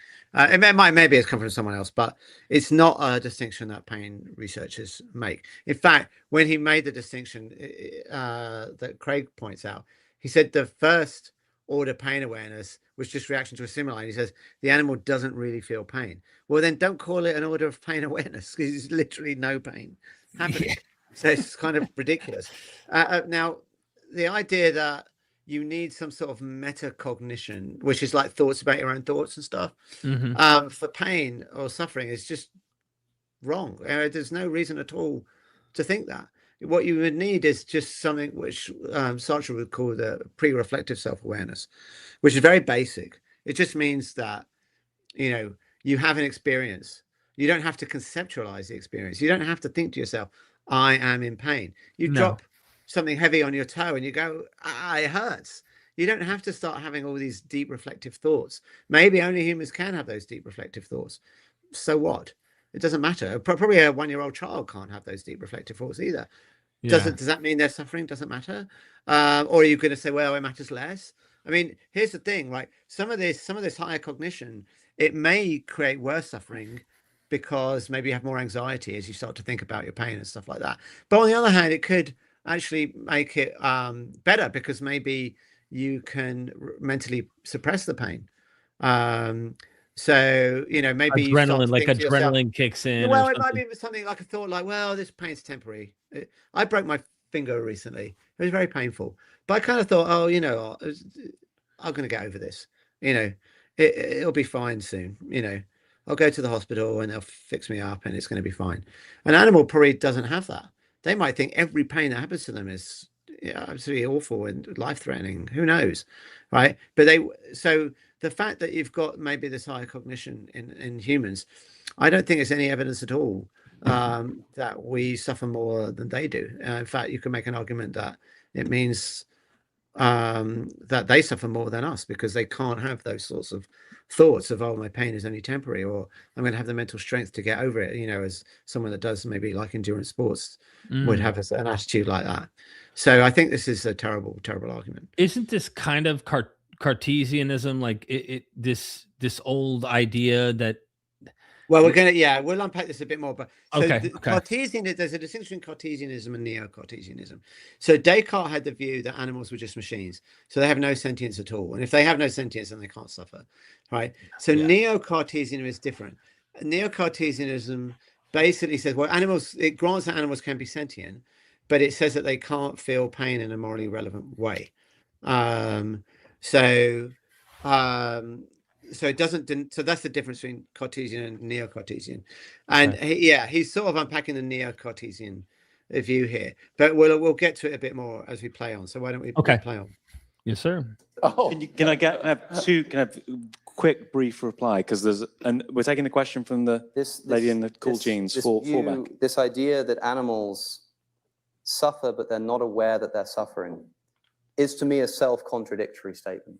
To suffer is to be aware that you are suffering. You cannot be in pain without knowing you're in pain. That is the same thing as not being in pain. And if it is not the same thing, if it turns out that it's fine because these animals, although they suffer, they don't know that they're suffering, so it doesn't really matter. I don't know if any of you are pet owners. If you would believe that your animal, when it's in pain, doesn't somehow know that it's in pain. But good news, because it doesn't matter too much. it's a great Bill, I'm going to put my foot down. Take it. Did you say something? I didn't. I just want to see if Bill replies here, because I got a little anecdote to say about this, but let me just see what's next. Hang on. Okay. But I think Alex is over here. Alex is you should be able to do. Question from this young lady. You should be able to do whatever you Warren, like. I miss Johnny so much. Why I'd not? like to jump in. Why not break their legs? You just need. Why not? You need. Why not leg break breaking their would be sweet relief for me at this point in time. It's, Your question, and if you can direct it to Bill or Alex. I'm sorry. If somebody asks a question, I will take the time to say what I'm about to say, which is this: why not break the legs of your animals? Why not rip off their tails? Yes, they may suffer, but they don't know that they're suffering. Because that so it would doesn't really violate matter. a divine command to steward the earth and to care for the earth. Okay, so let's just pause divine for a second. command. Okay, pause it here. Okay. Okay, so first off, an interesting little anecdote, right? Bill Craig had a pet. I think it was called Muffy. And he talks about it on his website that, it's coming to the end of its life, and they took it to the vet and had it put down, had it killed. Right. Now, presumably, and he said it was one of the most difficult decisions he ever had to make. Now, why was it so difficult? Presumably because he thought that the animal had come to the end of its life and it was suffering. So you killed it to relieve the suffering of the animal. I mean, unless he thought it was to relieve his suffering. Yeah. Maybe. Or I don't know if he has kids or not. Maybe they're suffering. But it seems to me the plausible answer is he thought the animal was suffering, and so he had it killed because it was at the end of its life, and he thought it was a merciful thing to do. I mean, otherwise, why is it such a difficult decision? Now you might say, okay, why not? So to answer Alex's question, maybe you say, well, look, precautionary principle. Maybe I think animals probably don't suffer, but just in case they do, I'm not going to break their legs. But there are other more difficult questions to answer. Like, so for example, suppose you go to the vet and they say, well, we're going to have to operate on your animal, and it could be a painful operation, so we're going to give it a general anesthetic.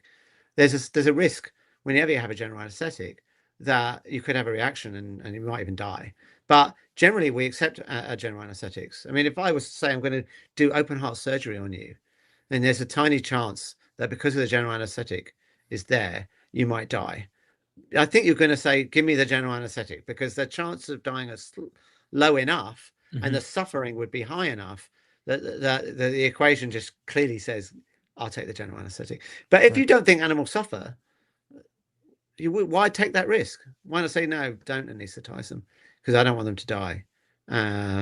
So those are things that sort of Craig hasn't sort of come clean about. Now he says the reason is to not because you would violate a divine command to steward the animals and steward the earth, I think is the actual command. But steward the earth doesn't really it's very vague, right? It could mean anything. It doesn't mean there's nothing to say it means treat animals kindly and with respect. It could just mean maintain a supply of food for humans to eat. That's a perfectly legitimate interpretation of steward the earth. There's nothing in that phrase, steward the earth, that says you should treat animals with kindness and with empathy. Right. And as Augustine says, animals have no rights that we could consider as rights. So if one of the leading Christian philosophers thinks that, then it's not. Then you've got to concede that at least it's not clear that the phrase "steward the earth" means treat animals with empathy. So he's, I think, creating an interpretation of this divine command that I think has, no reasonable basis. Yeah, and I could think of like something that seems contrary to that interpretation, and that is there would be no need to kill all the animals when you go to kill the Amalekites. They could have just kept the animals, saved the animals, because even if they tried to run down the path of, well, the animals could have been used against the Israelites later by the Amalekites. Not if you wipe out all the Amalekites. Like, suppose we went that far, right? We're playing hypotheticals here, but like, the animals don't need to die. Bring them, bring them and let them live their lives out. No, you have to kill them too. What? Steward them as well? I mean, what do you do with that? So. Yeah, I mean, you see a consistent theme in the Bible that the lives of animals don't matter. So why should I take that command to steward the earth as to suddenly mean that their lives do matter? It seems completely inconsistent. Yeah. Okay, we'll keep going a little further. Here we go. Why not pollute the oceans and destroy the forests? It's not because they suffer. It's because we have a stewardship from God. It will bring about suffering. The reason why we steward the earth is because if we don't, then creatures who inhabit the earth will go on to suffer. That's why we don't worry about environmentally polluting Mars, because nobody lives there. Well, yes, very good point, Alex. Correct, but I do want to get to other questions. What are the grounds for saying? Your question here. Yeah, I think Craig there was stuck. Alex, hang on, pause it a second. Alex made a really, really good point. The reason not to pollute the earth is because it causes harm to sentient beings. Yeah. That's it. So it's not because there's a divine command not to pollute the earth. There is no divine command not to pollute the earth. There's this phrase to steward the earth. But again, that could mean literally anything. It's so vague that you can interpret it in any way you like, and therefore can't be used in this sort of argument. Hi. Sorry, I was noticing a lot of your rebuttals to his arguments were that I find it implausible to believe that a God would allow that. And I was just wondering why we should expect to put our human knowledge and our human morals on a being that, quite frankly, isn't human. Because pause it there. Also told at the same. So there's a reply that Alex is going to give, which I think I actually discussed with him at lunch. Alex and I had lunch a couple of days before this debate. But there's another thing to say about this, because Alex is going to say something that we talked about. But there's another thing to say, which is Christians judge that God is good. So if you can judge that God is good, you should also be able to judge that God is bad. Like, both of them are a judgment. So this idea, you can't judge God, you're just a puny human. Tell that to, then don't say God is good, because that's also a judgment. Okay, so I'm going to rewind that just to make sure we're getting him from the get-go, what he's saying. Yeah. There we go. Because we're also told at the same time that this God imported us with moral intuitions. In fact, one of the arguments that Dr. Craig gave in his original 6 was a moral argument, where he says oftentimes that since objective morals exist, and objective morals can only exist insofar as they're grounded by God, we therefore know that God must exist. Now, how do we know that objective morals exist? How do we know that? Because God has placed within us, he's written the law on our hearts, he's placed within us extremely strong intuitions about the nature of right and wrong, about the idea that there are right and wrong things, and some apprehension of what those things are. And yet, in the face of animal suffering, in the face of biblical slavery, in the face of biblical genocide, I'm told to abandon these intuitions, the very intuitions that I'm supposed to rely upon to prove the existence of the God who ordained that scripture in the first place. So maybe you might be quite right to say that I shouldn't be able to take my moral intuitions and trust them and say that they're real and that they're accurate. But if that's the case, then you've undermined one of the reasons why we believe in the existence of God as the grounding of morality, because that relies on the intuition that objective morals exist. And the intuition that animals don't know that they're suffering is one of the strongest intuitions that I think that I hold. I would like to know what the grounds are for thinking that the suffering is different. I think I'll pause that a second. I think Alex just made a slight verbal slip up. He meant that they do suffer. I think he said, I think it's a slight verbal. But I think Craig knows what he means because Craig knows where he's coming from. When we were having lunch, I posed it as a dilemma to Alex. I'm like, put this dilemma to him. Either you can trust your moral intuitions, in which case I can say God is immoral, and the Old Testament must be wrong, and so on. Or you can't trust your moral intuitions, in which case the moral argument must be wrong, because our moral argument is based off the fact that you can trust your moral intuitions, right? So one of those two must be false. So that's the dilemma that Craig faces, and of course he doesn't answer it. There's somebody who said Alex O'Connor stole this argument from him. Have you seen that guy on YouTube? From me? Like, this is my argument. He didn't steal it. No. These arguments don't belong to people. I know. This is my argument, and Alex used it, and fair play to him. I want him to use it. Absolutely. Of course. Let me show you. I don't know. These aren't like copyrighted arguments. Oh, I know. But have you seen this guy right here? Joel reads the Bible. Oh, you've gone silent again, Derek. Uh-oh. I can't hear you. Shall I come out of the room and come back in? Yeah. Okay. Okay, so I figure I would show this because I saw this. When he comes back in, we'll and he says he has proof. So it might be worth him checking this out, because when I saw it, I thought to myself, well, I've thought about this before. What was it? Here we go. Okay, I wanted to show you this before we move forward. Okay. Joel reads the Bible. Alex O'Connor stole my argument. I have proof. Well, I mean, this is silly. Like, people can use arguments like they're not like pieces of copyrighted material. Yeah, but he's. I mean, I've made this argument years ago. Maybe someone else made it before me. I don't know, but yeah, I made this argument absolutely years and years ago. Probably Joel, back in.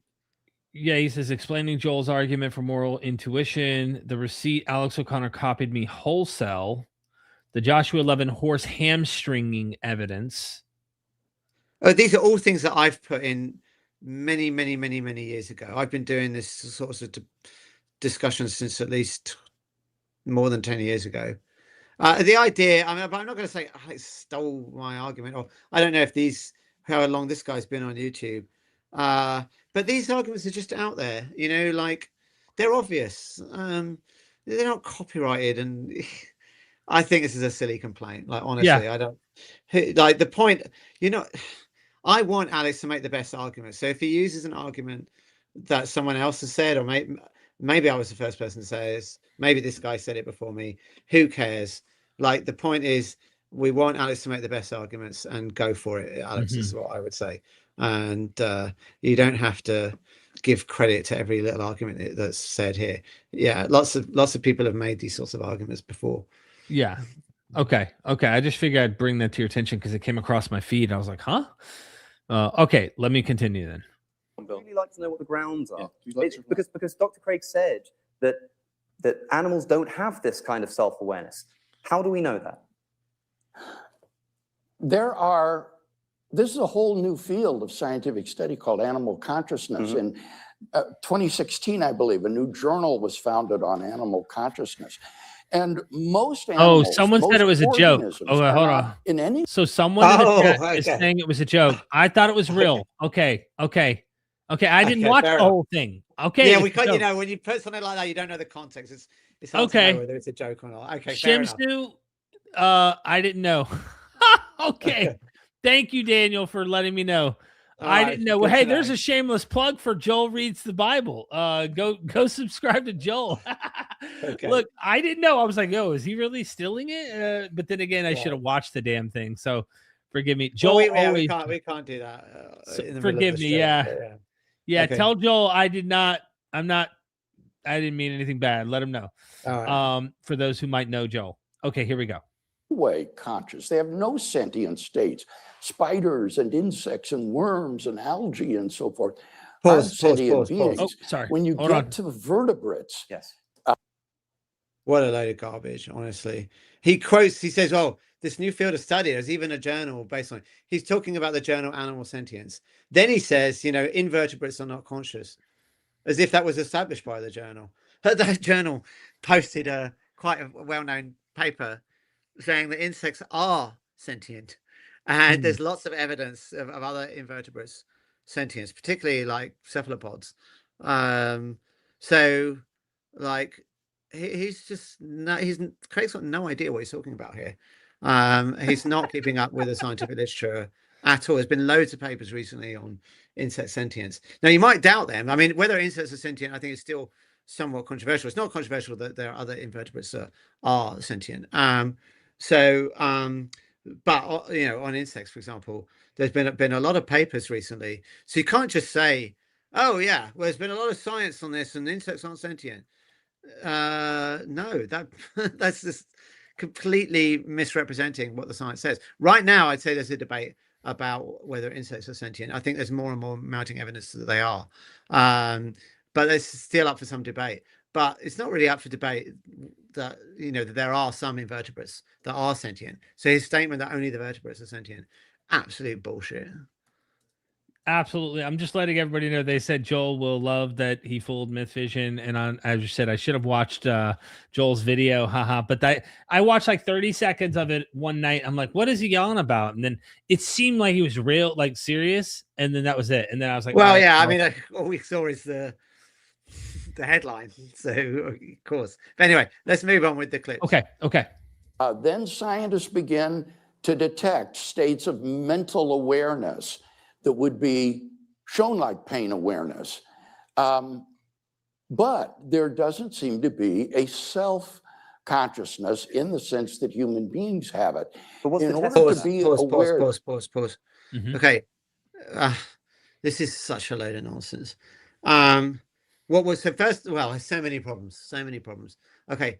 First off, there are different types of self-awareness. So the issue here is not, do we have exactly the same type of self-awareness as animals? I mean, you're going to have some, like you might have a notion of what's called autobiographical self-awareness, that you start thinking about your history and so on. You don't need anything like that for pain and suffering, right? All you need is much more basic type of self-awareness. That the fact that you have sensations, that there's something that it's like to be you, and there's a valence to it, whether it's negative or positive. That's it. You don't need any kind of complicated form of self-awareness. Having said that, as Alex is going to say in a minute, because we talked about this over lunch a couple of days before the debate, animals have passed every test that we've ever devised for self-awareness. You mean right? Alex watched Joel reads the Bible and copied his? Sorry. Okay. Yeah, that's right. Right. So basically, Craig's in a bind here, right? Either the tests are valid, in which case they are self-aware, or they're not valid, in which case his statement that they're not self-aware is invalid, right? Because he has in the past said they're not self-aware. Whether he said it exactly here, you might have to play it back. But so it seems like, one, you don't need a complicated type of self-awareness for experiencing pain and suffering, and two, the sort of tests that we've done for more complicated types of self-awareness, like there's something called the mirror test, there's another thing called uncertainty monitoring, all of them have been passed by non-primate animals. So so this is a complete non-starter. That one is oneself. In pain, one has to be self-conscious, and that Alex is just pretty common property, that apart from the great apes, there's no evidence of self-consciousness in the animals. Alex's question on the test. Yeah, pause a second. Yes. I mean, even fish have passed the mirror test. The other main test, uncertainty monitoring, but bees have passed. So Craig just has no idea what he's talking about. He also doesn't seem to make any distinction between the different types of self-awareness, between like pre-reflective self-awareness and metacognition and autobiographical self-awareness. He seems to lump them all together. Like, it's completely, it just seems ignorant of the literature here. That's what the test of that was, how you know. Well, like they use like the mirror test, where a chimpanzee has a white streak on his face, and they put a mirror in front of him. He sees a chimpanzee with the white streak, and he reaches up to wipe it off. This seems to show a sort of... And the mirror test. Right, pause. Right. Oh, well, Alex is going to say it. Yeah. Mirror tests have been passed by lots of different animal species, not just primates. Right. First of all, it's wrong to describe the mirror test in that way. That's called the mark test. The mark test is one subset of the mirror test. There are other ways that you can do a mirror test for self-awareness. So you can do something where you basically see, like, if you put the mark, so some animals can't brush the mark away, right? So what you could do in their case is just look at whether they look at themselves in the mirror more when they have the mark on them than whether they don't, right? So that's another version. So it's not correct to say the mirror test is the mark test. The mark test is a version of the mirror test. But anyway, yeah, lots and lots of animals have passed it. you know, way more than Craig could possibly allow for his theodicy. So it's, again, he seems completely ignorant of the scientific literature. Animals who don't have, who are supposed to not have the self-awareness that you say that. This is a great field of ongoing study. Every single test of self-awareness that we've ever devised has been passed by animals who, according to your theory, should not pass it. No, I don't think that's the case. It's true. The point is that Pause. the mirror test. Pause. It is the case. Like, just look it up. I mean, my God, anyone in 5 seconds could look up, have fish pass the mirror test. You're going to find the answer. It's like Craig hasn't not done his homework on this. Mic drop. Test is a very primitive way of testing self-consciousness. So if you're Pause. then... Notice that when Alex reveals to him that other animals have passed the mirror test, that he says, the mirror test is a very primitive test for self-awareness. But notice earlier when the moderator said, well, how do you know what animal is self-aware and what isn't? He appealed to the mirror test. And then he backtracks. Now he backtracks when he's been told actually the evidence from the mirror test is against you. So, you know, that is a very, very bad move on Craig's part. My systematic philosophical theology, I believe it's in volume 3 on the doctrine of creation. I have a fairly extended discussion of this topic and show that there are even degrees of self-consciousness from primitive intuitions like the mirror test and the chimpanzee to full agency of being a self-conscious first-person perspective. No animal has that first-person perspective that can say, I think that. But that's and then describe the state. Pause it a sec. So first off, notice now he's started talking about different types of self-awareness, but he's got the mirror test as the most basic one. But that's ridiculous. You know, the more basic forms of self-awareness don't require you to pass the mirror test. In fact, 2-year-old children, children pass the mirror test roughly about 18 to 24 months normally, although there are children in other cultures that don't even pass it. Then he says, go and read my book, you know, volume 3 of my systematic theology. It's not even out yet. You know, present us the evidence, right? I mean, you know, there's no reason to think that you have to have this sort of self-reflective thought to be able to suffer. Right. You know, you don't need to think, you know, you don't need to think I am in pain to be in pain. It's just, there's no reason at all to think that. Right. What pain is. That's not what pain is. It is. It does involve self-consciousness that I am myself in pain. Knowing that you are in pain is the same thing as being in pain. No, that's clearly wrong. How is it? Can you describe to me what it would be like to be in pain and not know you're in pain? Imagine that you were really worried about your taxes, but you didn't know that you were really worried about your taxes. That just doesn't make any sense. To be worried about something is to worry about it. If an animal lacks self-consciousness, it would feel it would have a pain awareness, but it wouldn't be aware that it is itself in pain because it doesn't have a first-person perspective. So who is the pain happening to? It's happening to the animal. And that pain is either morally relevant, or it's not. If the idea is that not having self-awareness... Look, I'm not saying it's morally irrelevant. That you're making Pause it strong... Here. Now, this is extremely dubious of Craig, because he literally gave a guest post to Michael Murray on his blog, on his website, where he talks about Neo-Cartesian, the view that Craig is defending. And he describes it as the pain not being morally relevant. That's literally the definition of Neo-Cartesianism, which he's quoting Murray, you know, and that's how Murray describes it. Were you in the audience thinking, oh my God, as this was happening? Well, it's funny. I was sitting next to Justin Briley, and Justin Briley, you know, hosted me in a discussion with Michael Murray 12 years ago, I think it was. So we hashed all this stuff out back then. And he knows full well that Craig is being incredibly, well, it looks to me like it's just dishonest, you know, because he's literally, Murray said, the whole point of the Neo-Cartesian defense is that that animal suffering is not morally relevant. I think on my YouTube channel, I got a video about this, and I show the actual pages on his website where it literally says this. But the point is, even if he didn't say it, right? Even if he didn't say it, the whole point is you're trying to defend against the argument from animal suffering. So either animal suffering is morally relevant, okay, or it isn't. So if he's going to say, well, the animal suffering is morally relevant, their pain awareness is morally relevant, then how does this give any reply to the atheistic argument from animal suffering? I mean, unless he wants to say, well, it's less morally relevant, maybe he could do that. But that's really not going to work at all, because let's suppose, that a fish's pain is very less than a human pain. Suppose that's true, right? There are so many more fishes than people, that it's going to swamp whatever that difference is.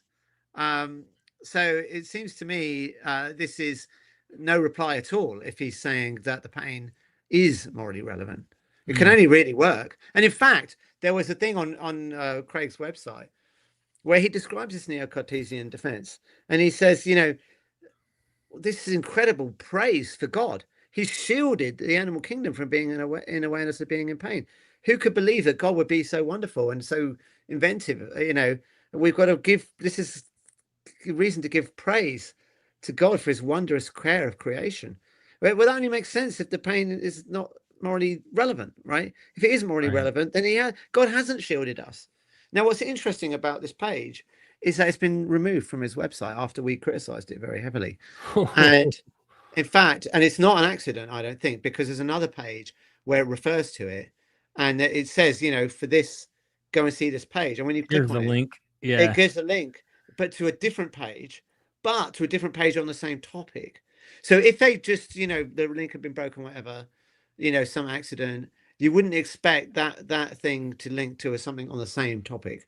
And in fact, what it links to is the Michael Murray essay that Craig published on his website that said, this neo-Cartesian picture means that it's not morally relevant. So very, very, very, very, very dodgy on Craig. But let's see, we're going to get more levels of dubiousness from Craig in a second. Let's play on. Okay. Distinctions there. What I said was that animal pain is qualitatively different than human suffering, and therefore we shouldn't assume too readily. Of course it's different, but in the same way, I mean, pain is an experienced phenomenon. We cannot get into the heads of other people and other animals to know what their pain is like. But we do know, for example, that other animals are far more driven by their sensory inputs than any kind of rationality, which they simply don't have. So, for example, no one has trouble accepting that a dog's sense of smell is so much more intense and acute than we could ever possibly imagine.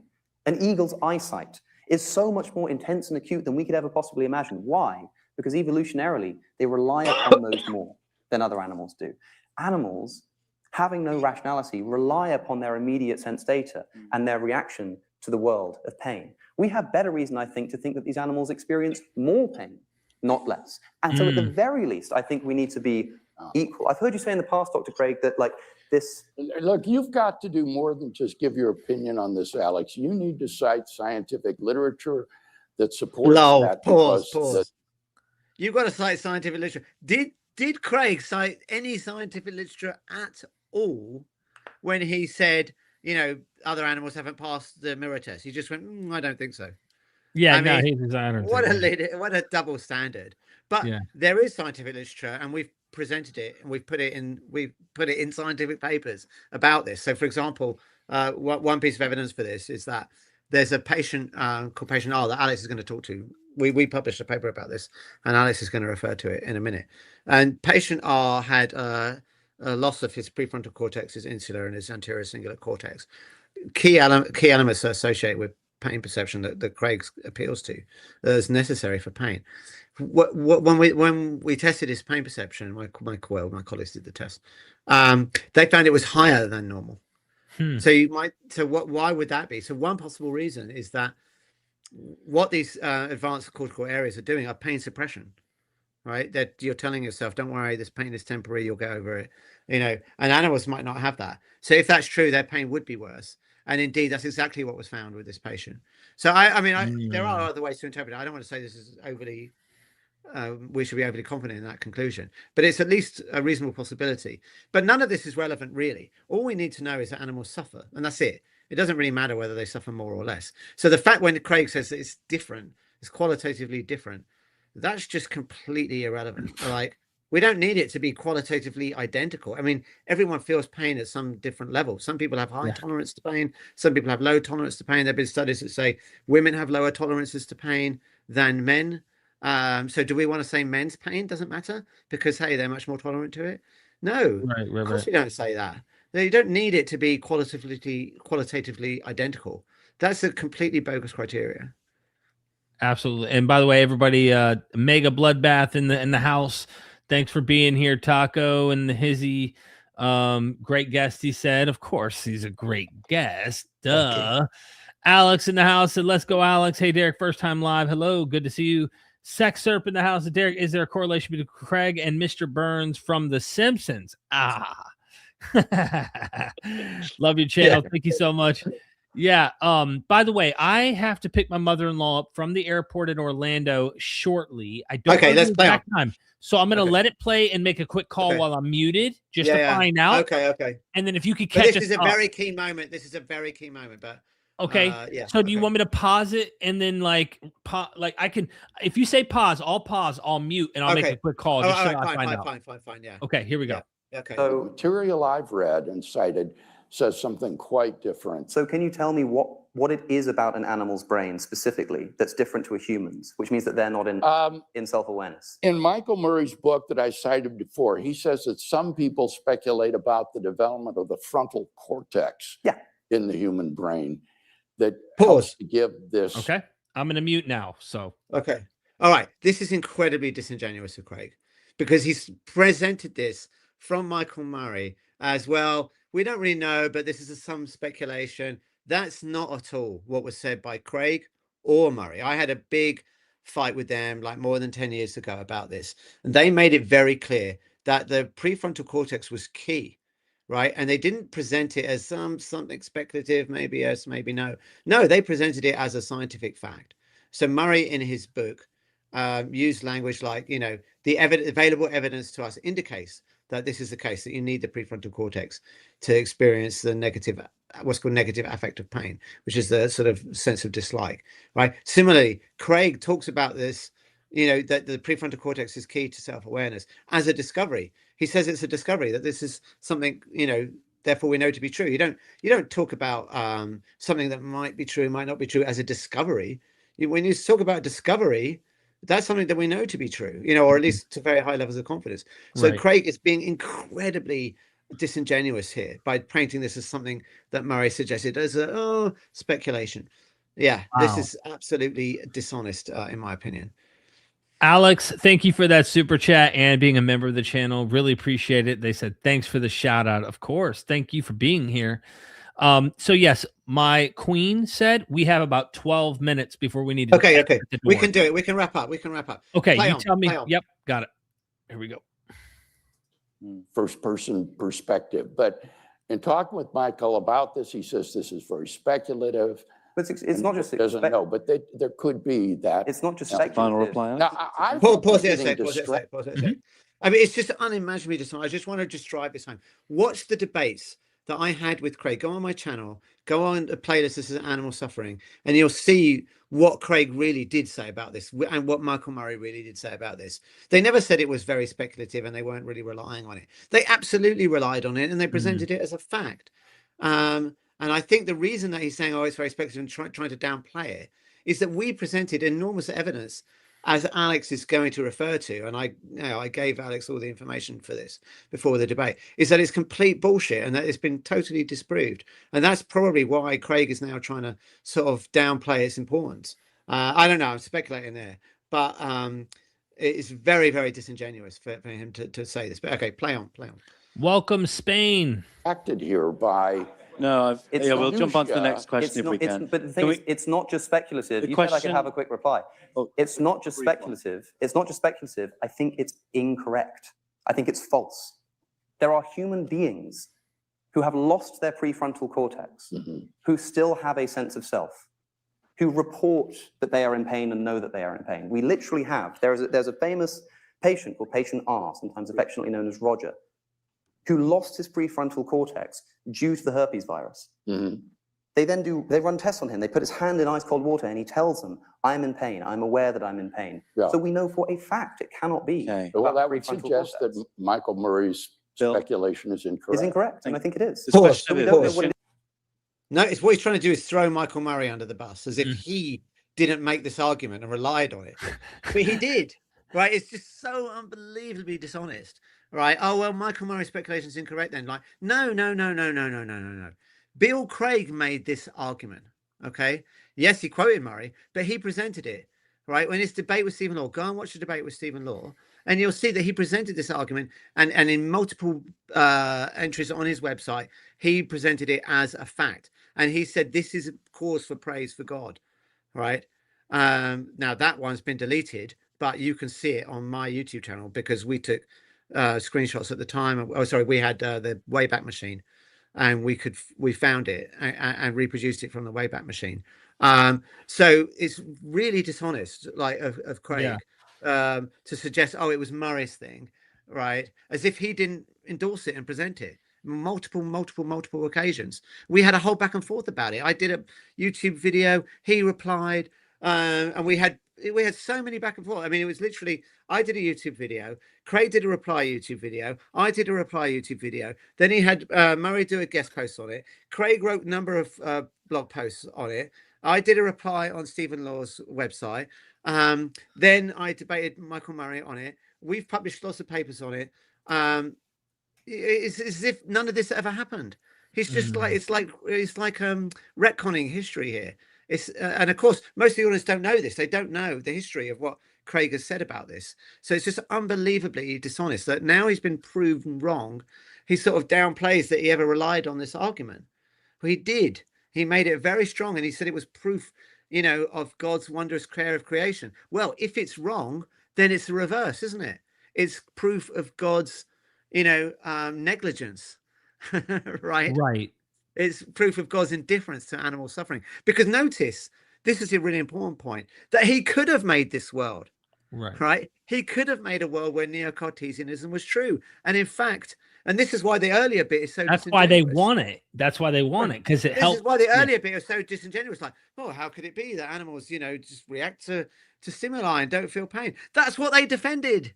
That's what they defended. That's what they thought was the case. And then we presented all the evidence. We published this paper back in 2020, I think it was, and a few subsequent papers that relied on patient R, and we disproved everything they were saying, right? But the point is, God could have created that world, and he didn't. So that's evidence against God's goodness and against his care of creation.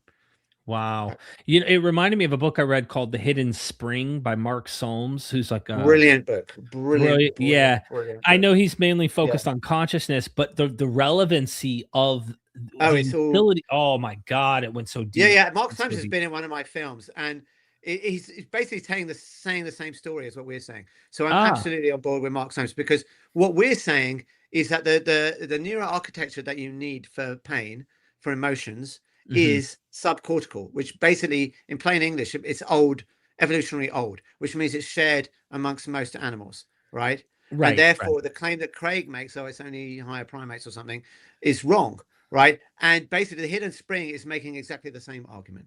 So yes, great book, perfect. Read that book. It blew my brain, like blew my mind, seeing how people could have like the whole cortex missing and still be conscious. And like, I'm like, what? Like there was just, you know, my understanding of the brain was really, it was just put it really simply, what the cortex does is more like thought. What the subcortical stuff is more like feelings. It's an oversimplification, of course. Right. So you don't need thoughts to be in pain. What you need are feelings. And if you have a feeling that you don't like, that's enough. That's it. That's all you need. Wow. Again, carrying music. Hey, Derek, I was close to Kurt and Jose. These are friends of mine in middle school days while my family was stationed at Bragg. Awesome to see you doing well. Carrying, great to see you. Add me on Facebook, man. Interested to hear how life has been. So okay, I am running out of time here. Yeah. Is there anything we need to say? Like, do we need to play one more clip, or are we good? Because I only have a few more minutes before I have to. I mean, I think that's we've got to the most important part. Why don't we just play on for a minute? How many more minutes you got? Probably 3. I'm guessing though. All right, play for a minute, and then we'll just see what's left to say. Here we go. It's different about the brain that would mean that they don't. Brought a library of books and has been holding that microphone for far too long. Hello there. Sorry. Your question. As a vegan, this is a very sensitive topic for me, so I'm very happy that I get to say my word in this. Firstly, I would like to say quickly that I've read the Bible and there's a lot of animal suffering in it. I think we're all familiar with that, especially with animal sacrifices that go on. So I would like to cite Peter Singer, who is a founder of preference utilitarianism, who says that animals are capable of having preferences to not be in pain, and to bring it back to what I heard growing up a lot as a Christian. Everything is capable with God or something. So if God is capable of doing everything and every possible world is capable with God, why would God create a world where animals can experience pain and suffering? But maybe if you believe they can't reason, why would God create animals only to experience suffering? Bill, a question straight to you there. And as you're answering, can we have a question from somebody on the balcony? All right, pause it there. I guess we don't have time. We don't have time to move on there. Yeah, I mean, basically, good question. Yeah. And I'll just plug a video that I made. It's with Alex O'Connor and Peter Singer, the two people mentioned here, and myself and my colleagues who did the studies on patient R. So if you go on my YouTube channel, you should find it there. But you could just go on YouTube and type Phil Halper animal suffering, and then you should see this video where we have this thing called the expanded problem of animal suffering, and we go over a lot of this in more detail. So if you want to see more on that, definitely check that out, and hopefully you'll find it interesting. I'm gonna get it right now. Animal suffering, just so everybody should go watch it right now. If you're not doing anything right now and you really want to see the weeds, by the way, let me make sure I got this right here. Joe Schmidt's in it as well. I mean, it's got a good cast of characters. Yeah. Good. Joe's a good dude. Is this it? Yeah, the top one. Okay, so we're gonna share that now. Okay, I'm gonna share that to the chat here. You're gonna see Inception right now. All right, we're dealing with an Inception. Now we're gonna go back to this too. Also, the latest book, Battle of the Big Bang, the new tales of our cosmic origins, ladies and gentlemen. This is a book you and a theoretical physicist, Naish. Is it Naish? Naish. Just think like your knee, your eye, and then Naish. So Naish off shorty. Yeah. Okay, make sure you get that too. I'm putting that in the chat. We gotta come back to the Inception. Thanks for the plugs. Thank you. Of course. No, I hope it's not too big of a plug.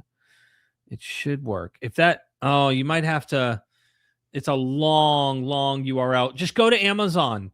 Battle of the Big Bang. I'm not logged in on here. I need to log in because then I could just get you my little affiliate. I have an affiliate link. It's shorter, but you can't miss it. The Big Bang. Go watch his video.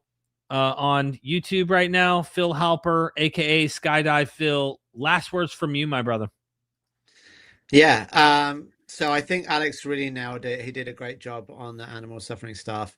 They did spend a bit too much time on the debate on philosophy of time, and that's why I skipped it.